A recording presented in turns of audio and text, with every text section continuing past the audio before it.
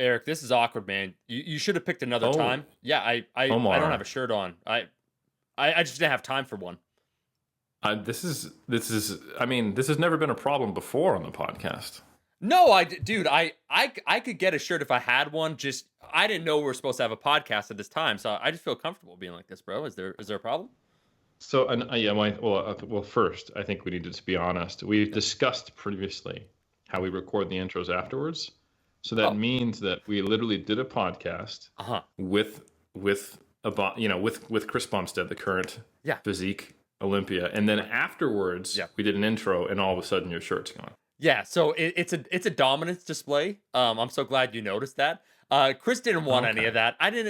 Eric, I didn't want to put him on the spot. I didn't want to show all this, and I didn't want to tell him you don't want none of that because I understand one of the functions of Iron Culture was supposed to be respectful towards the guests. And if I just come out like this, Eric, like just whoa, to the Yeah. the Mr. Olympia winner, he's gonna be scared. He's probably not gonna compete in 2020. I think more importantly is we probably wouldn't have had a podcast. So this is a good time for you to have made this decision actually in retrospect. So maybe I'm going to stop berating you and say thank you for not doing this during the actual podcast.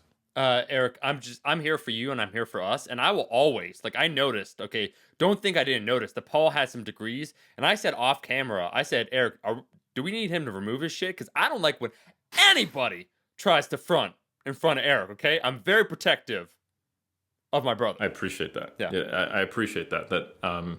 No one's allowed to have degrees in the world except for me. Yeah. And that in your mind, I'm the only one with a college education and you're the only one with a good physique. Yeah. And I think that's, subjective, objective. That's what this podcast is about. Mm-hmm. It's all in the eye of the beholder, whether or not I'm the only one with a college education in the world and whether you're the only one with a sick physique. Yeah. So, yeah.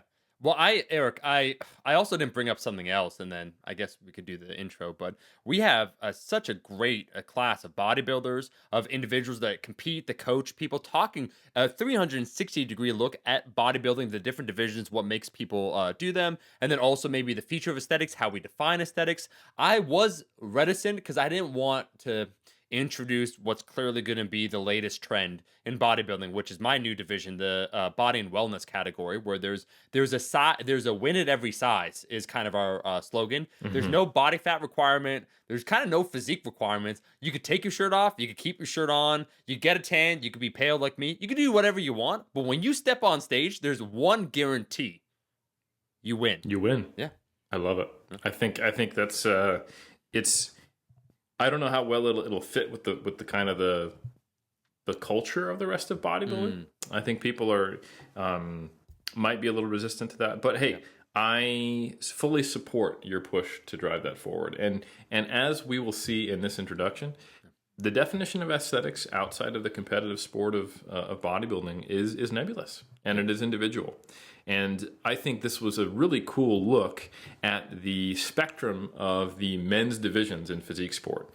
We couldn't have done this podcast 10 years ago because there literally was only one division. There was just bodybuilding. But now that there is the classic physique or classic bodybuilding, depending on which division you're in, there's men's fitness, or sometimes called classic physique, or it's all division specific. But you have your men's physique division, you have your classic physique division, and you have your open bodybuilding division, and then you also have different federations. You have drug tested and not drug tested, and in each one of these sectors, you're going to get a different take on what aesthetics is, what the ideal is, what is judged, and what the past and the future of these divisions are changes, which is kind of cool.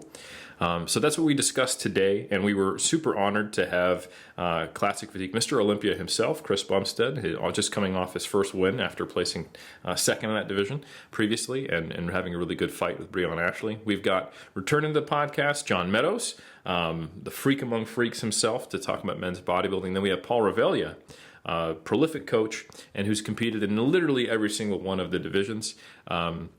And also, as a natural competitor, he has a lot of experience in the drug-tested feds, but has also crossed over and competed in untested shows as well. So it was a cool discussion, and I was honored that I got to be a part of it. And one thing I really want to do in the future, Omar, is I want to do this as well for all the women's divisions. I think that's something that when we get the appropriate panel together, I think that's something that the cult will have the fortune of looking forward to. And let me just say, I say it often, but I don't know if we're leveling up. I don't know what it is, Eric, but I honestly look forward to every single episode that we do, especially our solo ones. But I mean, in general, I just no, every single, honestly, I'm Same. just thrilled with each episode, and I think the discussions that we have, that the guests, the caliber of the guests, honestly speak for themselves. That we're able to have, it's a cool thing. I totally agree. And I think with that, we've got a really long but fruitful discussion with a lot of different perspectives. So we won't delay this anymore. This is our take and our guest's take on the different men's divisions in physique sport. This is the real episode, Eric, that matters. All other ones are merely just a prelude to that which is about to unfold. It is the sport of bodybuilding, and some people might take, a little bit of offense, like, oh, you call it a sport. Yeah, no, we're calling it a sport. We're going all the way in, because we're talking about getting yucky, juicy, diced, shredded, all those various adjectives to describe the same thing, aesthetics. We have a who's panel here talking about aesthetics, talking about the different bodybuilding divisions, trying to unite everyone. And, we'll introduce everyone properly. We have Chris Bumstead, we have Paul Revelia, we have John Meadows, we have Eric Helms, who's actually acting, interestingly enough, as kind of a host, owner, but also a guest. You have this duality, my friend, that's very impressive. You kind of remind me of Hugh Jackman when I think about it. His ability to play Wolverine and then also do musicals of a somewhat nefarious quality, but you do both of them, and I know you like me saying Hugh Jackman because it kind of sounds like huge jacked man. Double entendre. Right. I do, and I'm just tired of being called, that other superhero whose name won't be named, who apparently I resemble. I don't know. Captain It's just America. what I hear. Yeah. No. You don't get comments about that all the time. I've never heard it before. No. Especially when we have the real Captain America in the house over here, John Meadows. Oh, Look at this guy looking behind him. You know who I'm talking to. Yeah. Now, before we introduce the guest properly, Eric, and I'll let you introduce the guest, I just want to note for those that are only listening via audio that I have never seen more accolades, posters, degrees in any panel ever. So everyone, I thought Eric was just fronting, but everyone's trying to front today. I just find it impressive. I do want to address, Eric, the controversy, because Iron Culture, we're not sensationalists, but inevitably it just seems like controversy follows us wherever we go. And so, Chris, I do have to ask you a question. Before I go on, I have to say you have just a supremely aesthetic physique, and I think that's undeniable. So whatever I say that follows after this, I just want to lead with that. But there was some controversy in your Mr. Olympia win, your classic bodybuilding win, where, again, your physique was fantastic, but a lot of people are saying that your mustache gave you an unfair advantage, that you went up against, Breon Ashley several years in a row, and then, boom, you bring that mustache, and you just took that W hard. So just so we could put it aside once and for all, can you just address the mustache and if you feel like it gave you an unfair competitive advantage on that stage? If you could, if you don't mind, man. And then we could continue with this episode. Yeah, of course. I mean, an important question to start with, of course. And I've no doubt in my mind that it definitely gave me an unfair advantage. Into my prep the year prior, I had a mustache and I was planning on wearing it, but I just wasn't really physically, mentally ready to bring that into the world fully on stage, on my stage presence. So I waited a year. I kind of got my everything together. I prepared myself over that full year. And when it came down to it, the judges told me, they're like, Chris, if you want to win, you got to keep the mustache. So it was all just kind of fell into place and it all worked out. So I was happy I did it. It's a legend, Eric, for our time. It's kind of like King Arthur with Excalibur. One has to be ready to wear the mustache, and you knew you're biding your time, waiting for that perfect moment. That's the heart of the champion right there, Chris. And I gotta say that humble take on it, that it did give you an unfair advantage, I respect it, but I'm going to challenge you on it, because in the end, this is IFBB, division. You can get up there. There are no limits. Anyone can grow a mustache. It's mustache warfare up there, I think. And the fact that you were aware that you could grow the mustache, you went through mustache cycles and preparation mentally. You made sure your health was in check while you grew the mustache, and you talked to the judges about it. I mean, I think you should take some ownership that it wasn't just an unfair advantage. It was an advantage that anyone could have had, but that you capitalized on with grace and authority. And I appreciate and I respect that, and maybe I'll use that going forward. Take a little more pride in my mustache. It's an evolution, and I respect the humility, and I think mustache pride is something that is respectable. I think Omar understands that. Yeah, look, we're going to talk about aesthetics, but if we're really throwing a throwback, and here's the reference because I'm rocking that Eugene Sandow Iron Culture tee. Eric, Bernard McFadden, when we started aesthetics competitions, what did he do, Eric? Let's go on a little history lesson, then we're going to introduce the guest. It wasn't just, interesting enough, for listeners out there, the first bodybuilding shows, it wasn't just your physique, and now we're being serious for a second, but actually also your hair quality, your grooming overall, skin quality, teeth. They actually judged you as a whole. Physique was the primary category, but if you came on stage looking like shit, like your hair wasn't combed, all those things, you're getting points deducted, my friend. I actually think, Chris, your mustache would have done really well all the way back in the 1890s and early 1900s in bodybuilding as well. So you're a champion for the ages, my friend. So to properly introduce Chris Bumstead, current classic physique Mr. Olympia, competed in the last 3 years, placing second, and this time you clinched it, which I think was inspiring. You brought a level of conditioning, you peaked well, excellent posing, and just extremely balanced physique. I think you definitely deserved the title. We're honored to have you. Can you tell the audience just a little bit about yourself, your journey, and like Omar said, what you've been trying to achieve with your physique in the realm of quote-unquote aesthetics? Yeah, I mean, you pretty much nailed it. My whole journey has kind of been a build-up to getting to the Olympia and to kind of winning it. So getting that this year was a huge accomplishment of mine, and it was an amazing feeling to kind of go through all that. My journey along of like my end goal of everything actually started as an open bodybuilding, and I competed in bodybuilding as an amateur. And as I was kind of getting up into the national ranks and doing the pro qualifiers and seeing the open pros and how big they are, I liked watching the look, but it wasn't something that I wanted to do for myself. So I felt lost in a way when I was kind of chasing my pro card. I assumed I was just going to turn pro and quit bodybuilding and just kind of like, well, I had a good run and that was about it.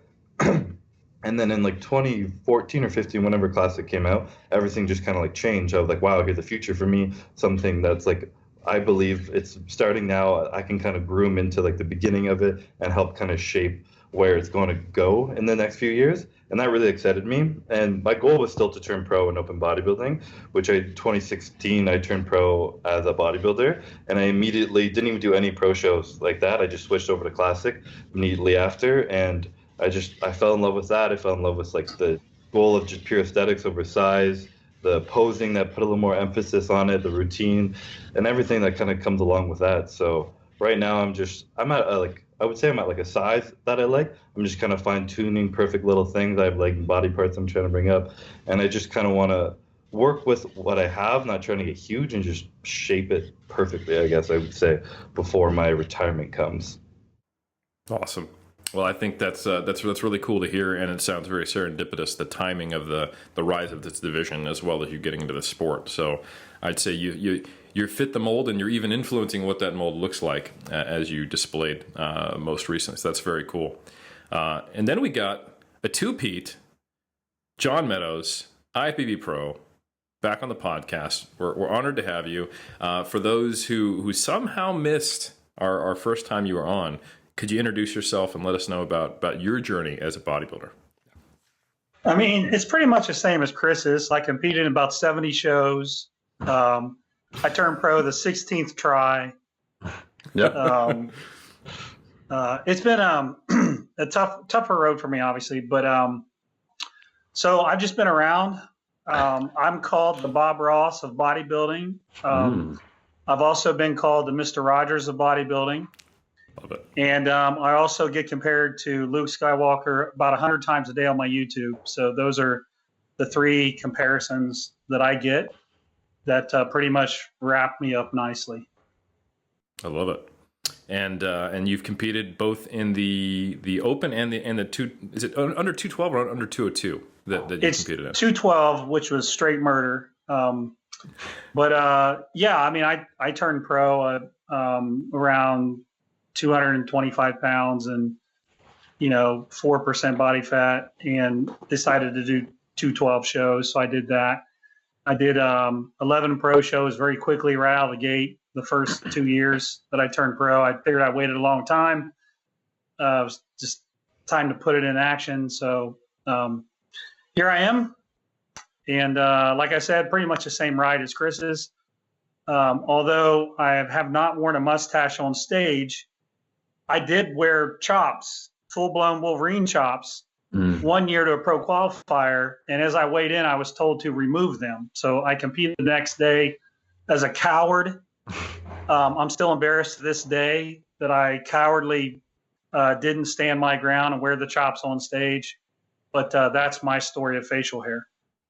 You know, I think we all face, you know, if you don't hit rock bottom, you can't have that meteoric phoenix-like rise. And I think we know when you were, I imagine, likely crying, shaving those chops in the mirror, I think you probably hit a moment that is what has allowed you to ascend today to the Luke Skywalker levels that you've achieved. So while I don't envy that pain and that moment of self-doubt and realization, I think it was critical for you to ascend to the station you are now. So thank you for coming back on Iron Culture. Yeah.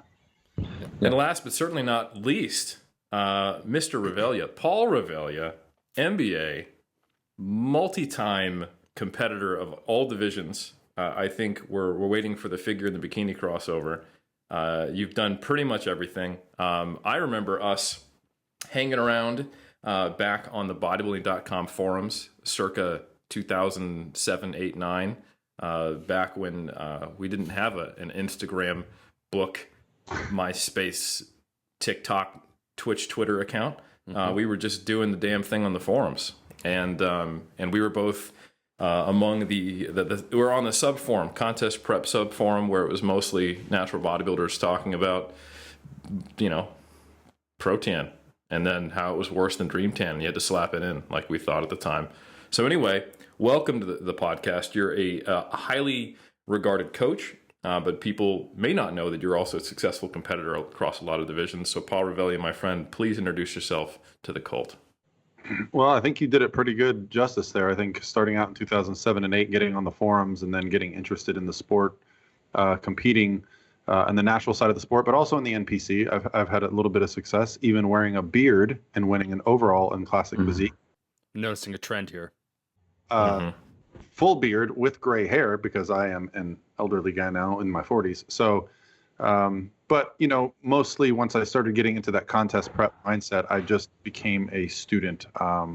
There was just a plethora of information coming out from people that were just much smarter than me. And so I've continued to learn, be surrounded by these people, including yourself, Eric, and been fortunate enough to be in a position to have a very successful coaching business as an individual. And now I have a coaching team at Pro Physique. So, and I'm just continuing that quest to become a better coach, and now a competitor every now and then. Every couple of years, I'm going to jump back up on that stage. But yeah, I've tried all the divisions as a male. At a 6'3", 200-pound competitor on stage, I realized early on that open bodybuilding wasn't going to be a division I thrived in. So I've welcomed the additional divisions as much as some people have, you know, initially I think kind of discredited them. I love the inclusive nature of the sport now, where it's not two divisions, and obviously I think it's done wonderful for many reasons. Absolutely, it gives more people more opportunities for finding their aesthetic niche. Did I just coin a term? Yeah, no, we're probably going to brand that and release apparel based off of what you just said. Yeah, so go on, Eric. I'll write an ebook about it. I'm not sure what I'm going to say in it, but it'll probably just be copy-pasted blogs that I've already written. Yeah, so. It'll be like $49.99. We're sure that it'll be a product, and we're sure on the price. We don't know what the content will be yet. That's just the normal way you do things. An affiliate, just let me know. Oh, yeah. Perfect. Yeah, we're actually going to pitch you. You guys don't know this, but when the episode ends, we're going to pitch you into our multi-level marketing scheme. We could do it now, but I do want to note, Eric, real quick before I open up the conversation, that I think only in lifting is height a bad thing. You know what I mean? It's like, oh man, I'm 7 feet. I guess I can only play basketball. Like, any given sport, I guess I'm better than the average person because his height gives me a differential advantage. But I hear this like Paul's like, I'm 6'3" and it just makes things tough. I'm like, wow, I bet it's easier everywhere else though. Or it is I kind of think lifting's the great unifier in the sense that like I call old world tall, which is individuals that are like 5'5", 5'6", 5'7". In powerlifting, they're just and in ways bodybuilding, I could be corrected, it depends on the division. But they're having their moment, okay? They're having their day. They're having their age. They've only had to wait centuries of natural selection where it's like, oh, you're not as tall as this person. It's not as desirable. It's like, boom, lifting. It's like I could lift my leverages. They're on point. So I just want to note it's very interesting to me that only in lifting, bodybuilding, powerlifting is height seen sometimes as a disadvantage. Yeah, I mean, Chris, how tall are you? Echo Hearn, so I think that's true. Just my height. I've been blessed in many ways. I'm just not ever going to be 250 pounds on stage. Right. You just need to get a little taller, and you will. I don't know what to do to make someone taller. Once told us we just need to put on more muscle, right, Eric? Yeah, Holly Baxter. I love, man. So talk about a genetic freak. I'm going to tell this story. Yep. So we were sharing old posing videos and things, and she saw one of my posing videos. She was like, "Have you thought about putting on more muscle?" And I was like, "Yes, I have. That's definitely a goal." And I was like, "I've definitely been trying pretty hard to do that." And she was just like, "Yeah, because if you just had more muscle," and she's like, and I was like, "Yeah, I'm that's definitely part of the goals." And she's like, "Maybe just try like 2 a day. Just do whatever you're doing. Just do more because it's not enough." And I'm like, "All right, thanks, Holly." Worst backhanded remark one can make for an aspiring aesthetic boy. Well, she's just like this Amazon walking around, so I get it. We're not all Wonder Woman or the male equivalent, But hey, all good. Wonder Man. So Omar, you want me to take the first direction, or you got a crack on how you want to roll this? Yeah, I do want to take a crack. What's cracking, guys? I want to start with something that hopefully will unite individuals before we get into the nitty gritty of the different divisions and what made individuals really choose said division. And that is, I just want to speak as an outsider, and that's why I'm kind of hosting this one, because Eric also, and we'll get to you, how you've competed in natural bodybuilding and done quite a few shows, and you live the damn thing. For those that are unaware, the other three of you, I just want to say that Eric is a champion, and I witnessed him take that championship in front of everyone else. Okay, we don't have to get into it, but it was amazing. And what I noticed there, this changed my perspective, because Eric, it was the first bodybuilding show I truly attended. And this is me. See, silly, serious, it's a combo. But I noticed the camaraderie. And honestly, Eric is that avatar that represents things that I saw, where he was the people he was competing with, and he wasn't doing it in kind of, people do it in the superficial way, like, oh, looking good, bro, but secretly they're thinking like, I hope I fucking kill this guy. Like, he actually was like, he wants the person to bring their best package. And so I saw a lot, and I think it's there's a few things, but that's why I want to open it up, and I want to hear actual competitors, their opinion. Anytime you have a small tribe, it is absolutely necessary in that small tribe to be supportive, because you want to get new acolytes. So you don't want to have too much infighting, right? So you don't want individuals where it's like, well, you're doing this, I'm actually doing this, I hate you. It's like, kind of, let's build each other up. And I understand that bodybuilding is not a monolith. There's so many different divisions represented amongst you gents. But what I've noticed, or it seems to me as an outsider, or some of the individuals that I've lifted with, an unspoken element of an actual bodybuilder that competes. It doesn't matter if you're physique, classic bodybuilding, or just straight bodybuilding. If you live the damn thing, if you walk the damn thing, I think the journey creates almost a level of humility, because there's so many sacrifices you have to make, where it's pretty damn open and welcoming. And I actually think it's an underrated aspect, where sometimes for individuals from the outside, you think like, oh, like we're vying for aesthetics, like we're all about aesthetics, bro. So it's kind of like superficial, it's narcissistic, this and that. But as an outsider, I just want to say my perspective or my experience has been very welcoming. So I'm just curious, the four of you guys, I don't know who wants to start. Maybe you could talk about that. You could agree, disagree, or just talk about the communal aspect of bodybuilding. Of course, in anything, I think there's going to be a wide range of different things depending on the scenario you're in and whatnot. I know I've done a lot of shows, and when I was an amateur competing in Canada, this might even be a Canadian thing, but I found the community was like absolutely amazing. I was a super shy introvert kid, and I remember my first ever show, I went backstage and just kind of sat there, and I was just terrified to take off my pants and be wearing my little trunks on stage. I was like, maybe I shouldn't even be doing this.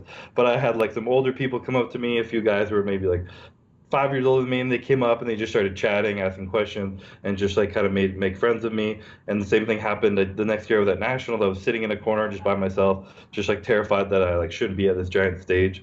I made on that stage, I made one of my best friends till today, who's a bodybuilder, and he was like a top end competitor at the time, and he just came up and brought me over, and he gave me some rice cakes, and we kind of chatted, and he just kind of like calmed my nerves a little bit, and I found it was really cool. And you're absolutely right, just having the connection of we might not have done this journey together. It's an individual sport, but we're all doing the same things, working to the same kind of goal. Just anytime you can relate with someone on that kind of intense level of like hell you put yourself through, it's definitely a good way to build a community, as you said.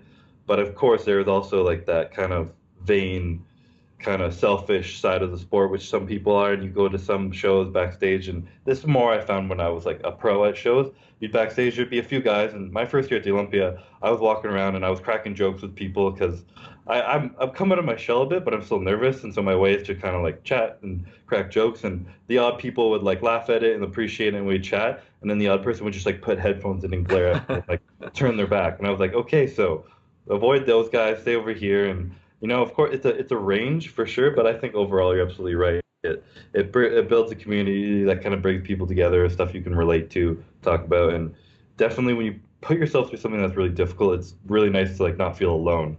So Yeah.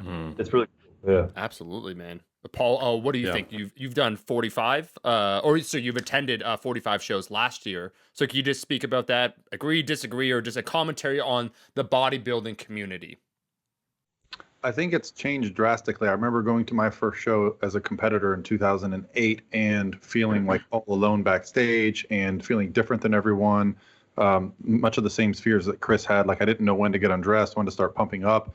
Everyone seemed to be doing their own thing, looking in the mirror or eating, and you just started to feel out of place and didn't really talk to many people at that show. And then fast forward years ahead now, I almost feel like people do bodybuilding for the community aspect. I coach. And I coach women almost exclusively, a few pro bodybuilders as well, but mostly women. And what I find is that the women love the community aspect so much, they'll actually join teams like the one I coach because they know the girls on the team, or they want to go through, like what Chris said about suffering. We all choose to do this, but we still like to have the support of the people around us. So I feel like social media has actually made the community better, because no longer do you go to shows and not know anyone. You've seen their pictures on Instagram. You kind of get a sense for who did the show last year. Especially when you compete as a pro, everybody knows every single person that's about to do the Arnold because they've announced the list. And so, I think it's helped build that community. And I've done a lot of powerlifting meets as well. And the one thing I noticed, the difference between powerlifting and bodybuilding, is that everyone was rooting for everyone in powerlifting. And I didn't feel that way in bodybuilding. But I feel like it's gotten a lot better. I do feel like people are like, hey, listen, there's no defense. We're going to get out there. It's not up to us. It's up to these judges. And the whole Arnold Schwarzenegger, psychological backstage thing. I think a lot of us guys had that in our head. Like that's what we were supposed to do, is like, crack jokes and try to, make people intimidated by us.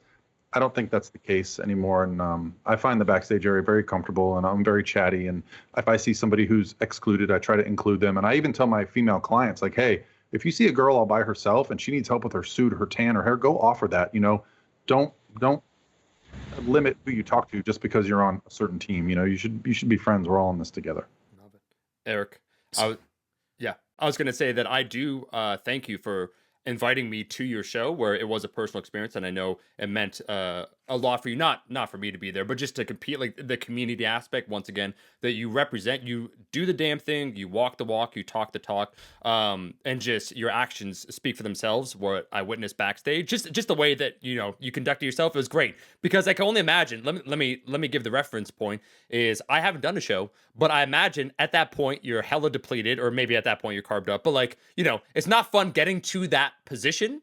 I met up with you the day before for dinner, and you're like a walking ghost, my man. Like, just like, the energy that you have where you're just like walking slow. I remember Eric walked in like this with a spray tan on, and he was like, hey, my brother, what's up? And like just Eric's energy was like 20%. But even in that depleted state, if that's the correct term, just how you conducted yourself. And so that maybe I have the bias of experiencing that. And maybe also I have the bias of just being comfortable around dudes in their Speedos, where I felt at home due to my previous career. But I just wanted to hear from you, Eric. You've coached a lot of people. You've done shows. I'm going to ask you, and then we'll go to John. Same question. Yeah, I think it's a really good question of what is the competitive experience like? And I'm not nearly as experienced as some of the folks here, but I have done 13 shows and I've coached a couple hundred people to the stage. But I've definitely had a biased experience toward the natural ranks. So I've never actually coached someone not in the kind of the natural side of the sport who has then got on stage. Except for one time, or occasionally it'll be someone who just doesn't have access to any drug tested shows in their area, but they themselves are that. But I think there is some diversity of experience, and I'm not going to make claim, since I have a limited experience in the one certain sector of the sport, that it's always like this.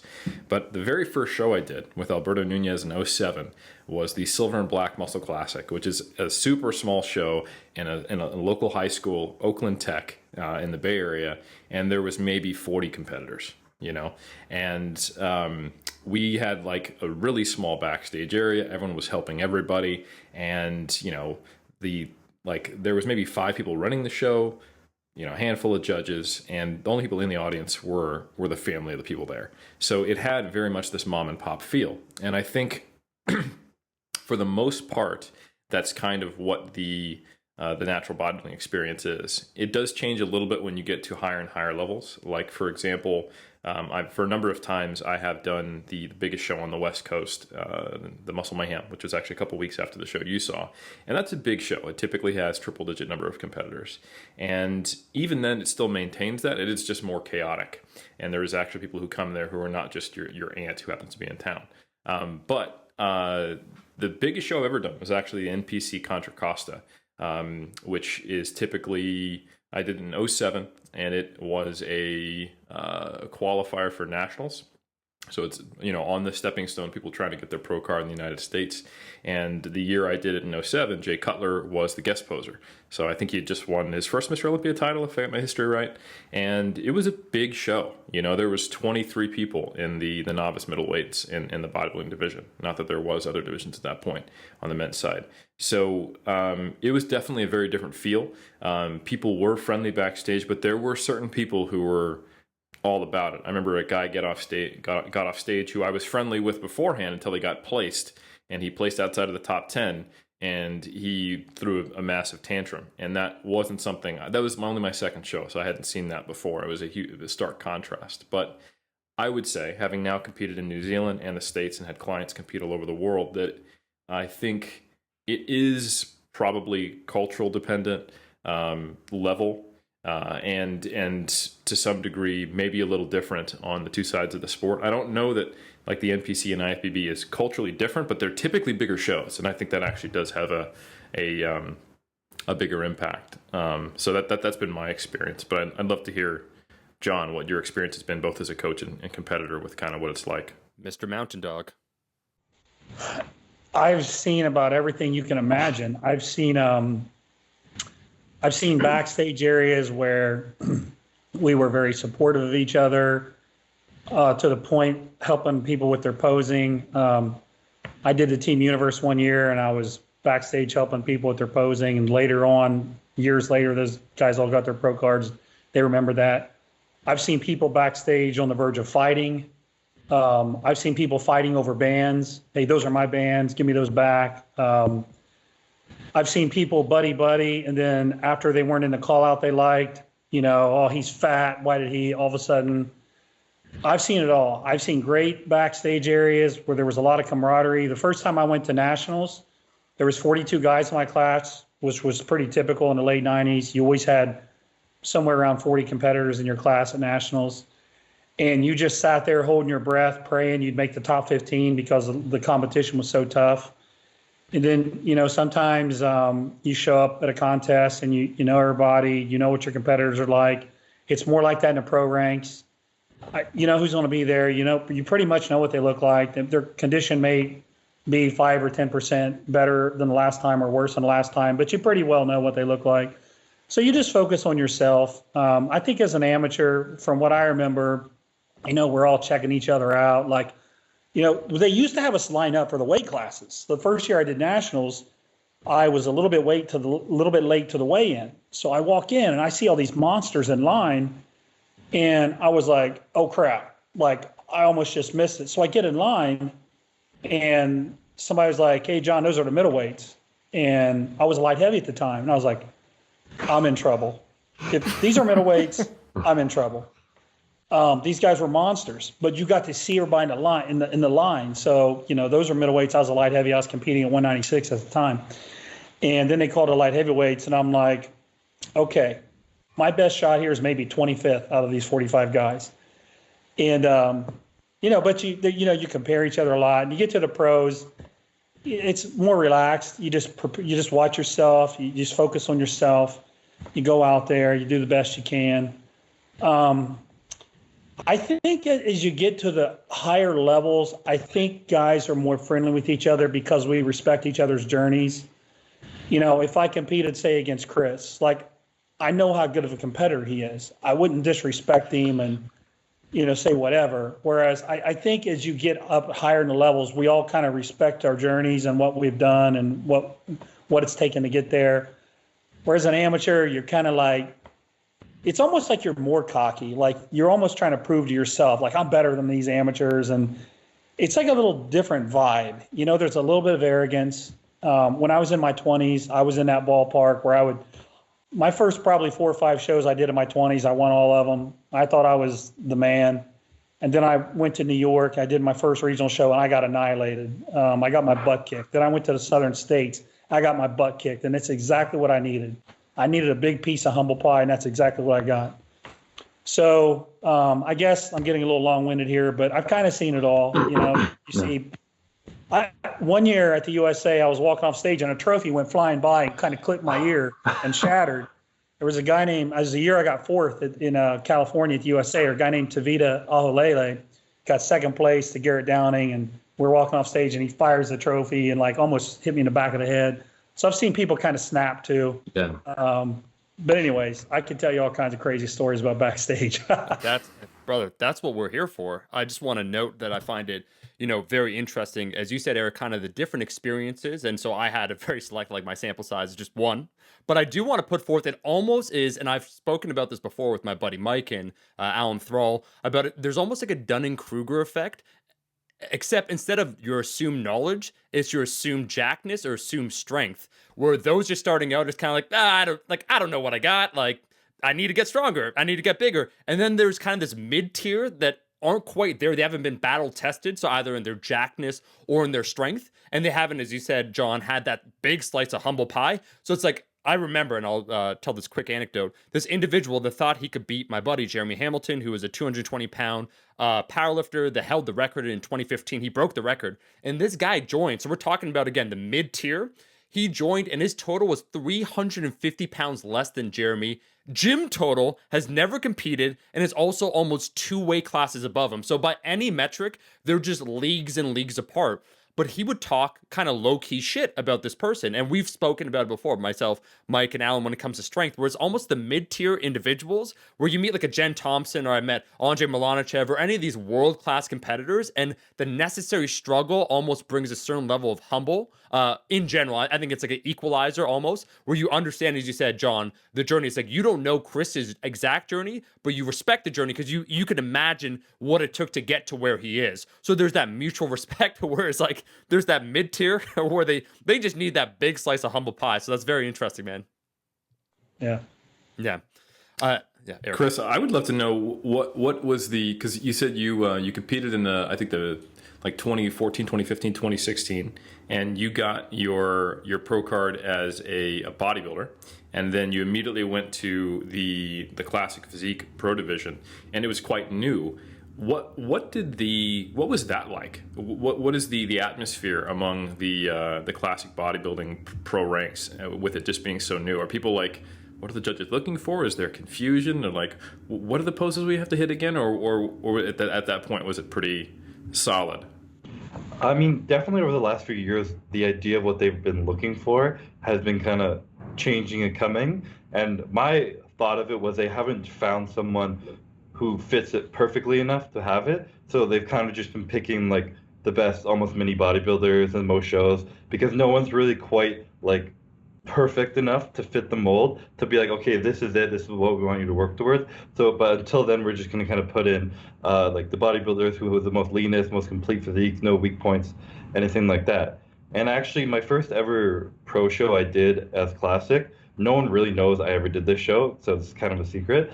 But it was a Miami show which no longer exists. It got shut down, and I went out and I competed against, I believe his name was Darren Charles. It was Darren Oh Charles. yeah, Darren Charles, Amazing classic. bodybuilder in his day, unbelievable. He was at the end of his career. Last few years he was competing. I think he won 6 pro shows that year actually in classic. And I showed up, and it was my first ever time competing. I came fourth, I think, in that show. It was fourth to Terrence Ruffin, Darren Charles, and someone else. And I was just like, I looked almost exactly like I did now, but it just wasn't what they wanted. I had like the vacuum, the posing, the shape, and everything, and they just like they had never seen that before, I don't think, and I was much bigger than everyone on stage as well, even though I didn't look like a bodybuilder. So I kind of got pushed back into the ranks a bit, and it just that was my first ever kick at classic physique, and it was kind of like I was still happy. My first ever pro show coming top 5, I got to be a little happy Yeah. with that.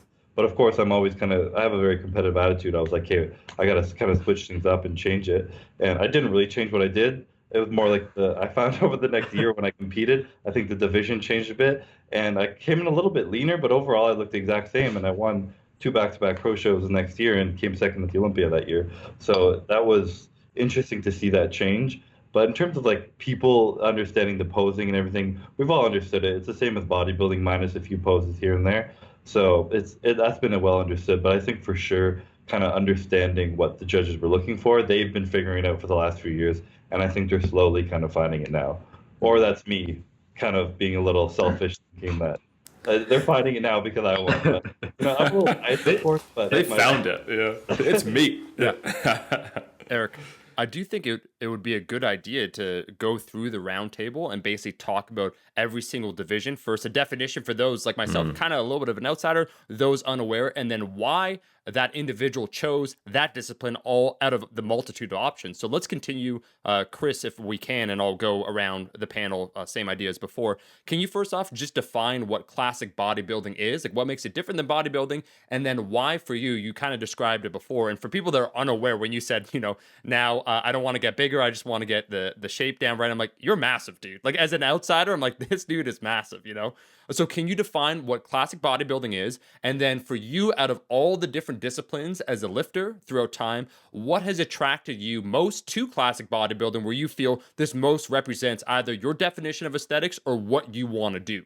Yeah, I mean, and to start touching on the size part, I don't look at myself as big because I have a bit of a skewed perception. My brother-in-law is an open bodybuilder. I've lived with him. His off season is 290 pounds. He's 5'9". So like when I see with that and train with that every day, I'm the skinny guy at the dinner table when we have family dinner. So that's kind of what I'm used to. But it's so hard to kind of actually define classic physique because you've mentioned before in the natural leagues, it's more kind of like a little bit less conditioned because you don't have that wide weight difference. In classic, the main difference is exactly like the height to weight ratio fitting in within it. But then within that, of course, it's a lot more accentuated on like the X-frame V-taper type idea where you really do need like a tiny, tight little waist, high lat insertions, sweeping quads. And I don't have the smallest waist myself, but I can vacuum, and I have wide lat insertions and big quads, so it gives me that kind of illusion. And I think a big part of classic, which changed a lot when I was bodybuilding to classic, what changed for me at least, was my posing. So I used to hit it like a straight on pose, front double bicep, just line up straight up and just kind of hit it straight on with the judges. Now I kind of go up on one toe, tilt my hips a little bit, and I hit a vacuum pose, and just that kind of like little flow to it, I guess you could say. People throw around the word flow a lot in classic physique, and you can kind of just feel that. It's almost something you can't explain, but when you watch it, it's just a little prettier, like a nicer art form, in my opinion at least. And it's really hard for me to put on in words than I am, because I don't think it's something you really can explain. I almost think it's something you feel. You just it's like you understand when you can see it. People see it and they kind of understand what they're looking at. Like bodybuilders, like I'm trying to think of an example. Like Breon, I'll bring him up right now. Breon is he's an amazing competitor. He has a classic physique, but in my opinion, he leans toward more of the bodybuilding side. And he is because he is a little bit shorter while he fills out his weight class, but everything is just like huge, round, bubbly. He's got lower lat insertions, so his back is amazing. But from the front, to me, he doesn't quite have the same flow as a lot of like the taller guys and slimmer waist, longer insertions and everything like that. So kind of around that area. How much were you inspired by some of the physiques that came out of the quote unquote golden and silver era of bodybuilding? Was that something that you looked to or that you saw as an ideal when you see the physiques like a Frank Zane or even a Steve Reeves or even Arnold, who are all examples of kind of what you're describing, sometimes taller in the case of Arnold, etc.? You know, it's weird. I didn't really grow up a big fan of bodybuilding. I loved training, but like Phil Heath was the champ kind of when I got into it, and I loved watching Phil Heath on stage. And that was like kind of my favorite physique at the time. I never wanted to look like it, but I was like, wow, this is like the best bodybuilding thing I've ever seen in my life. And then it was more kind of when I got into with leaning to more classic physique and figured out that later that I started looking into more of the golden era guys. And Barry DeMay was actually one of my favorite ones. I really like Bob Harris as well. Great physique. Favorite. Lee Labrada, who's kind of my favorite poser. Those are probably my top three that I began to look to for inspiration. And I've never looked to anybody to form my body like them. It's always been kind of more posing and how they themselves on stage, which is who I look to like those three idols for. Now, yeah, I totally relate to that. That was exactly because I look nothing like Frank Zane, even though I did kind of an homage to him my last season. I tried to emulate some of his classic shots, but it was exactly that. I tried the hip position, the angles. I think there's a lot to be said for that is maybe not emphasized as much in modern bodybuilding as the free posing round has become less and less and less important. So yeah, I totally relate to that. Yeah, and they still don't really judge your routine, but when you watch, like even when you come up for your free posing at prejudging or your transition between poses, in bodybuilders, like you kind of want to see them just like hit it hard and then like rotate and hit it hard and just like watch their muscles pop. Whereas classic guys, they all kind of have like little hand movements, little twists, they'll hit a pose sideways and switch into it a little bit more. And it's just, again, that kind of like overall flow and presentation that they have, which is slightly different from bodybuilding. I can't wait till we get all the way around to John, where he's like, I just want to dispute everything that's been claimed thus far about bodybuilding. But to finish up just about this briefly, Chris, about your motivation towards competing in, let's say, classic bodybuilding, what made you then decide, where you said you used to watch, like Phil Heath a little bit, and you're like, I don't want to look like that, but I respect the hard work. And I think one of the important parts that maybe you highlighted, because I actually had trouble at Eric's show, and he was pointing out, like, this guy's better than this guy, is in any division, I think if there could be a consensus amongst competitors and judges in terms of the definition of what they're looking for, then you got yourself, a division. So for yourself, what made you decide then, what? Classic bodybuilding, that's for me. I want to do that. Like, what makes it you actually want to compete in it, go through that struggle? I'm sure none of it's easy. So for you to finally say, that's me right there. Yeah, I mean, a big part of it was me growing up with a very athletic background. I didn't want to lose all of that, and I didn't want to be like just that huge guy who just like I see my brother-in-law living the life, and his life revolves around eating. He can't leave the house because he's got to get his meals in, and it's just kind of like people don't want to say one's harder than the other, but open bodybuilding is the hardest sport. I have the most respect for open bodybuilders, and I can say that without any doubt. It's a much harder thing to go through, and I wouldn't say I took the easy way out, but it just didn't appeal to me at all.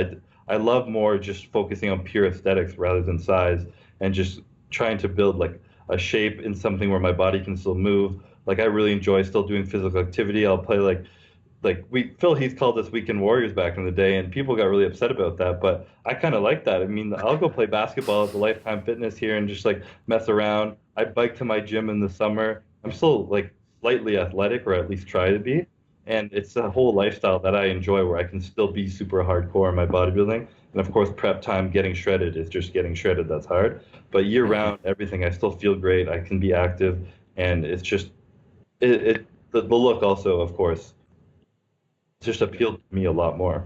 Chris, stay safe, my friend. I don't want to hear about you pulling a Callum Von Moger where you go rock climbing. And I'm like, oh man, I'm like, because you got it right now. I do like that though, where you said the ability to kind of move around and do things, and you understood in your head, and I think that's very important. Where it's like, you know what, that's a certain level of suffering and commitment. The next level, open bodybuilding, where it's like, that's not for me. Not to say what you go through, there's not that suffering and that struggle component. So I think that's very wise. I will say this too. This partly what played into it. My mother told me the first time, because my brother-in-law, like, the first time he started dating my sister and he came over, when he left the house, the first thing my mom did was turn to me and, "Don't you dare ever get as big as Ian."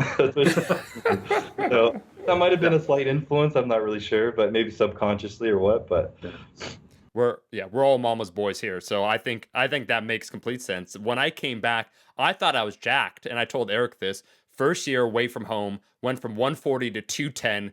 Just the seafood diet, because I was training with the football players because I loved athletics, and they're like, you got to gain 10 pounds a month. And as soon as they gave me that number, I'm like, it's 10 pounds a month, right?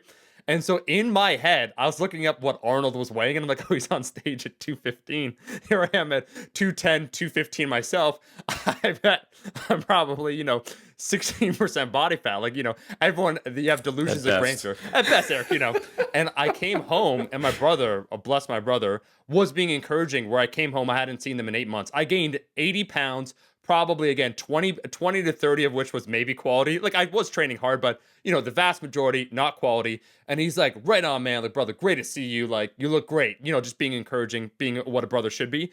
And my mom just looks at me and says, you got fat. Like, I think that transparency of a mom is so important to just keep you kind of humble and aligned. So I relate to that, Chris. yeah, they got to keep you in line. Yeah. Now, Paul, you've competed across a spectrum, let's say, of different bodybuilding. But I'm curious first if we could just get some of those definitions of what you competed in and what are those differences, and then why you see yourself svelte, 6'3", 200 pounds, tanned and ready to rock, why you see yourself in the natural bodybuilding physique division. So if you could just talk about your journey a bit, talk about those categories, and then why for you, out of all the variety of disciplines that you could choose to compete in, why that one's for you. So my first show was an NPC bodybuilding show. I did the novice division. I actually won just purely based on conditioning. This was 2008 when people weren't really showing up peeled, and I had a coach that was aware of just what it took to be competitive. And most of the guys backstage were cutting water. I wasn't. So I just think I had the right prep. But when I saw the open bodybuilders, I knew immediately, like, okay, that's the next level for me. And at that point in my life, I was already 32, and I had read every Flex magazine that probably came out between 93 and then. And I knew, like, if you can't win, in my mind, if you couldn't win an overall at a pretty big NPC bodybuilding show, then there's not really a benefit to doing anabolics. So I just didn't see the benefit for me to do them. And I knew about natural bodybuilding at this point. So I entered my first natural bodybuilding show. I actually did win the bodybuilding overall and turned pro. Then I decided to compete as a pro natural bodybuilder. That's when I saw what real pro natural bodybuilders look like. And I mean, they are impressive. Many of them are now classic physique pros and, have won pro cards in the lighter weight divisions of the NPC national level shows. I mean, these are some talented individuals. So that's when, you have to go, am I going through this entire process of prep, the grind, just to get on stage to be top 10? That didn't really appeal to me. And so for a little while, I just kind of thought, maybe I just won't be a bodybuilder. I got into some powerlifting, did that for a bit. And then when the men's physique and the classic physique division came out, I thought, these are divisions that can suit me. And so my next show back was an NPC classic physique show, which I actually won the overall in open and masters. But I also did men's physique at that show. And what I realized was that my strengths were basically kind of geared up just for men's physique, because I don't have massive quad sweep. I have a pretty decent structure. Like, my waist gets pretty small. I have wide shoulders, and I'm pretty dense. But when I have to put my arms over my head, I realize, like, I don't have that arm thickness. So in classic physique, I love the posing, but, again, it was kind of exposing some of my weaknesses, where if I was going to go compete at a high level, there was going to be some more genetically blessed guys that did prep right that were going to be able to beat me. So I then found out about the men's physique division And as a natural bodybuilder, the organization that I was a pro under, they invited me to compete at the World Championships in any division I wanted. So I said, you know what, maybe I'll try the men's physique at the top level, because for me, with only 2 poses, it really hid my weaknesses. I hid my quad sweep. I showed off my tiny waist. I have a pretty thick upper body, back, chest, shoulders. I didn't have to flex overhead, so I didn't have to expose my arms. And I felt like I had an advantage in that I get just about as lean as anybody that's going to get on stage. I will outcondition a lot of people. And so when I did compete at the World Championships, I got second in my class to the guy that won the overall. So I feel like that's where my best fit is. And I may even try to get an IFBB pro card as a master in that division in the years ahead. But for me now, the sport is just more about constantly giving myself something to push forward. So that'll be my next goal. But that's how I landed in the natural pro men's physique division. Would you say, Paul, it's an accurate statement that for you, you kind of self-organized towards where you'd be the most competitive, and you're like, you know what, then I'm going to compete there, as opposed to from maybe its inception, you said it took a while before they even formed that category, but you're like, I'm starting lifting, yeah, I want to have that physique. It's like kind of you realize where your physique was heading, what division it would probably likely excel in, and then chose to kind of fine-tune into that one. Is that accurate? Yeah, I try to find something that has me emotionally invested in a show. Like, is it like my last NPC show? My son was going to come. Like that got me excited thinking about him coming, and then all my friends. So I wasn't. Listen, I don't need to show up to a show knowing I'm going to win, but I do need to show up to a show knowing I'm fighting for something, right? So like, I know I'm not going to NPC Nationals as a bodybuilder, even if I qualify fighting for anything. Like I'm just not. But yeah, so I just needed to know that that's where I would fit in, and it was the case. I was actually really pleased to get second. The guy who beat me deserved to beat me, and even some of the guys that were third and fourth in my class, they came back this year better. I'm taking a little more time off, but yeah, that's what it is. For me, the sport is about finding something to kind of push myself. I love the process, and I just enjoy that part of it.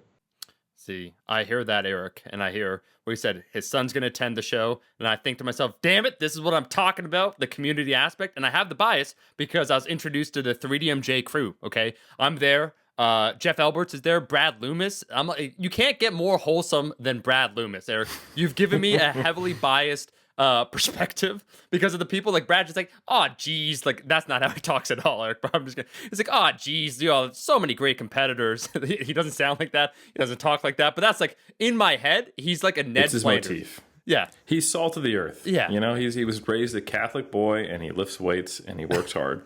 He's a father, he's a husband, and he's a coach. Well, he coaches football. Well, it reminds me a little bit, Eric, and that's why I want to turn to your story.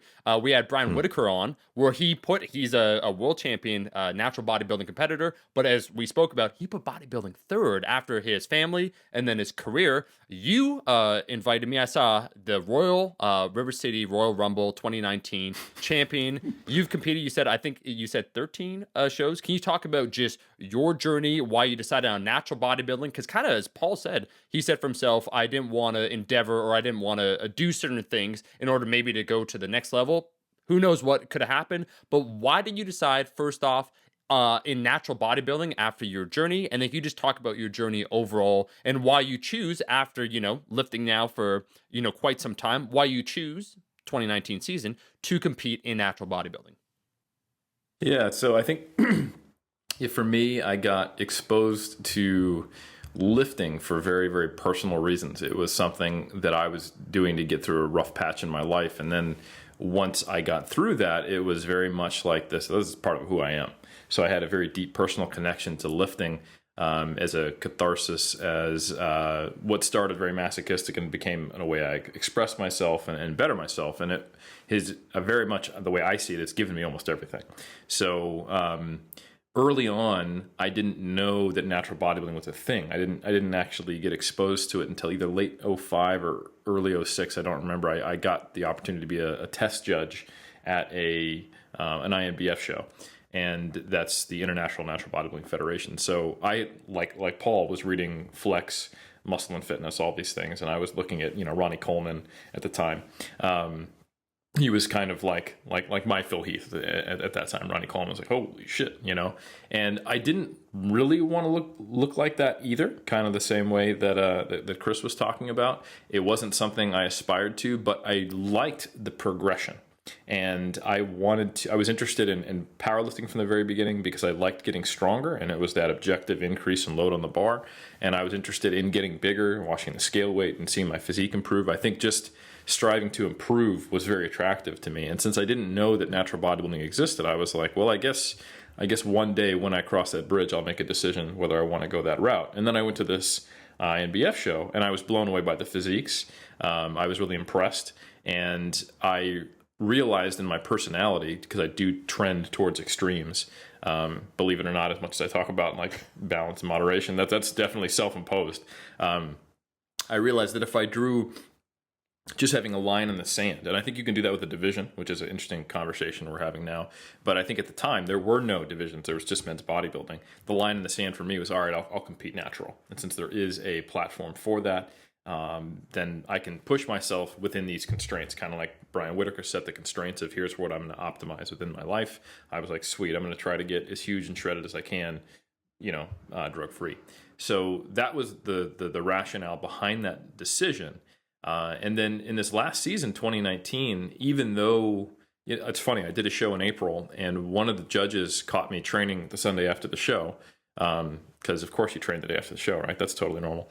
And and she was like, she gave me compliments that you did really, really well. That was a tight battle. I had you in second, but I thought it was close. I was like, oh, thanks, really appreciate it. And she was like, you know what? You would be a pro and a highly competitive pro if you competed in men's physique. And I would probably have I have similarities in my physique to Paul. I'm not quite that tall, but I'm 6 foot. I have a narrower frame, if you will. But I said thank you, and I smiled, and that was about the extent of the conversation. And then she came back later while I was still training. She was like, I really think you could probably win worlds in men's physique. And I said, to be honest, I would rather place lower and compete in bodybuilding. Like I had to like, ma'am, respectfully, this is what I want to do. You don't know me. Yeah. So I think there's absolutely nothing wrong with being motivated by winning, and like I wouldn't compete at all if I had no interest in it. But there is something, I'm going to say purity, but it doesn't mean that other divisions aren't pure. But just simply getting as big as you can, building as much muscle as you can, trying to get as lean as you possibly can, and kind of the I guess the purity of purpose of that and the slightly more objective judging standards in that division is attractive to me for bodybuilding, even though I'm not probably well suited to it.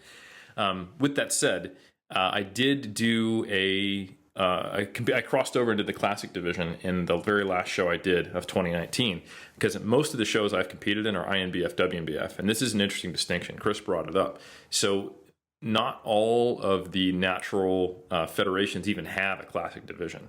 Some of them do, but the INBF, WNBF, which you could probably make an argument is the largest one now, doesn't. And their view, because I actually know the owners of it, is that, well, we don't need a classic division in natural bodybuilding. Natural bodybuilding kind of is classic bodybuilding.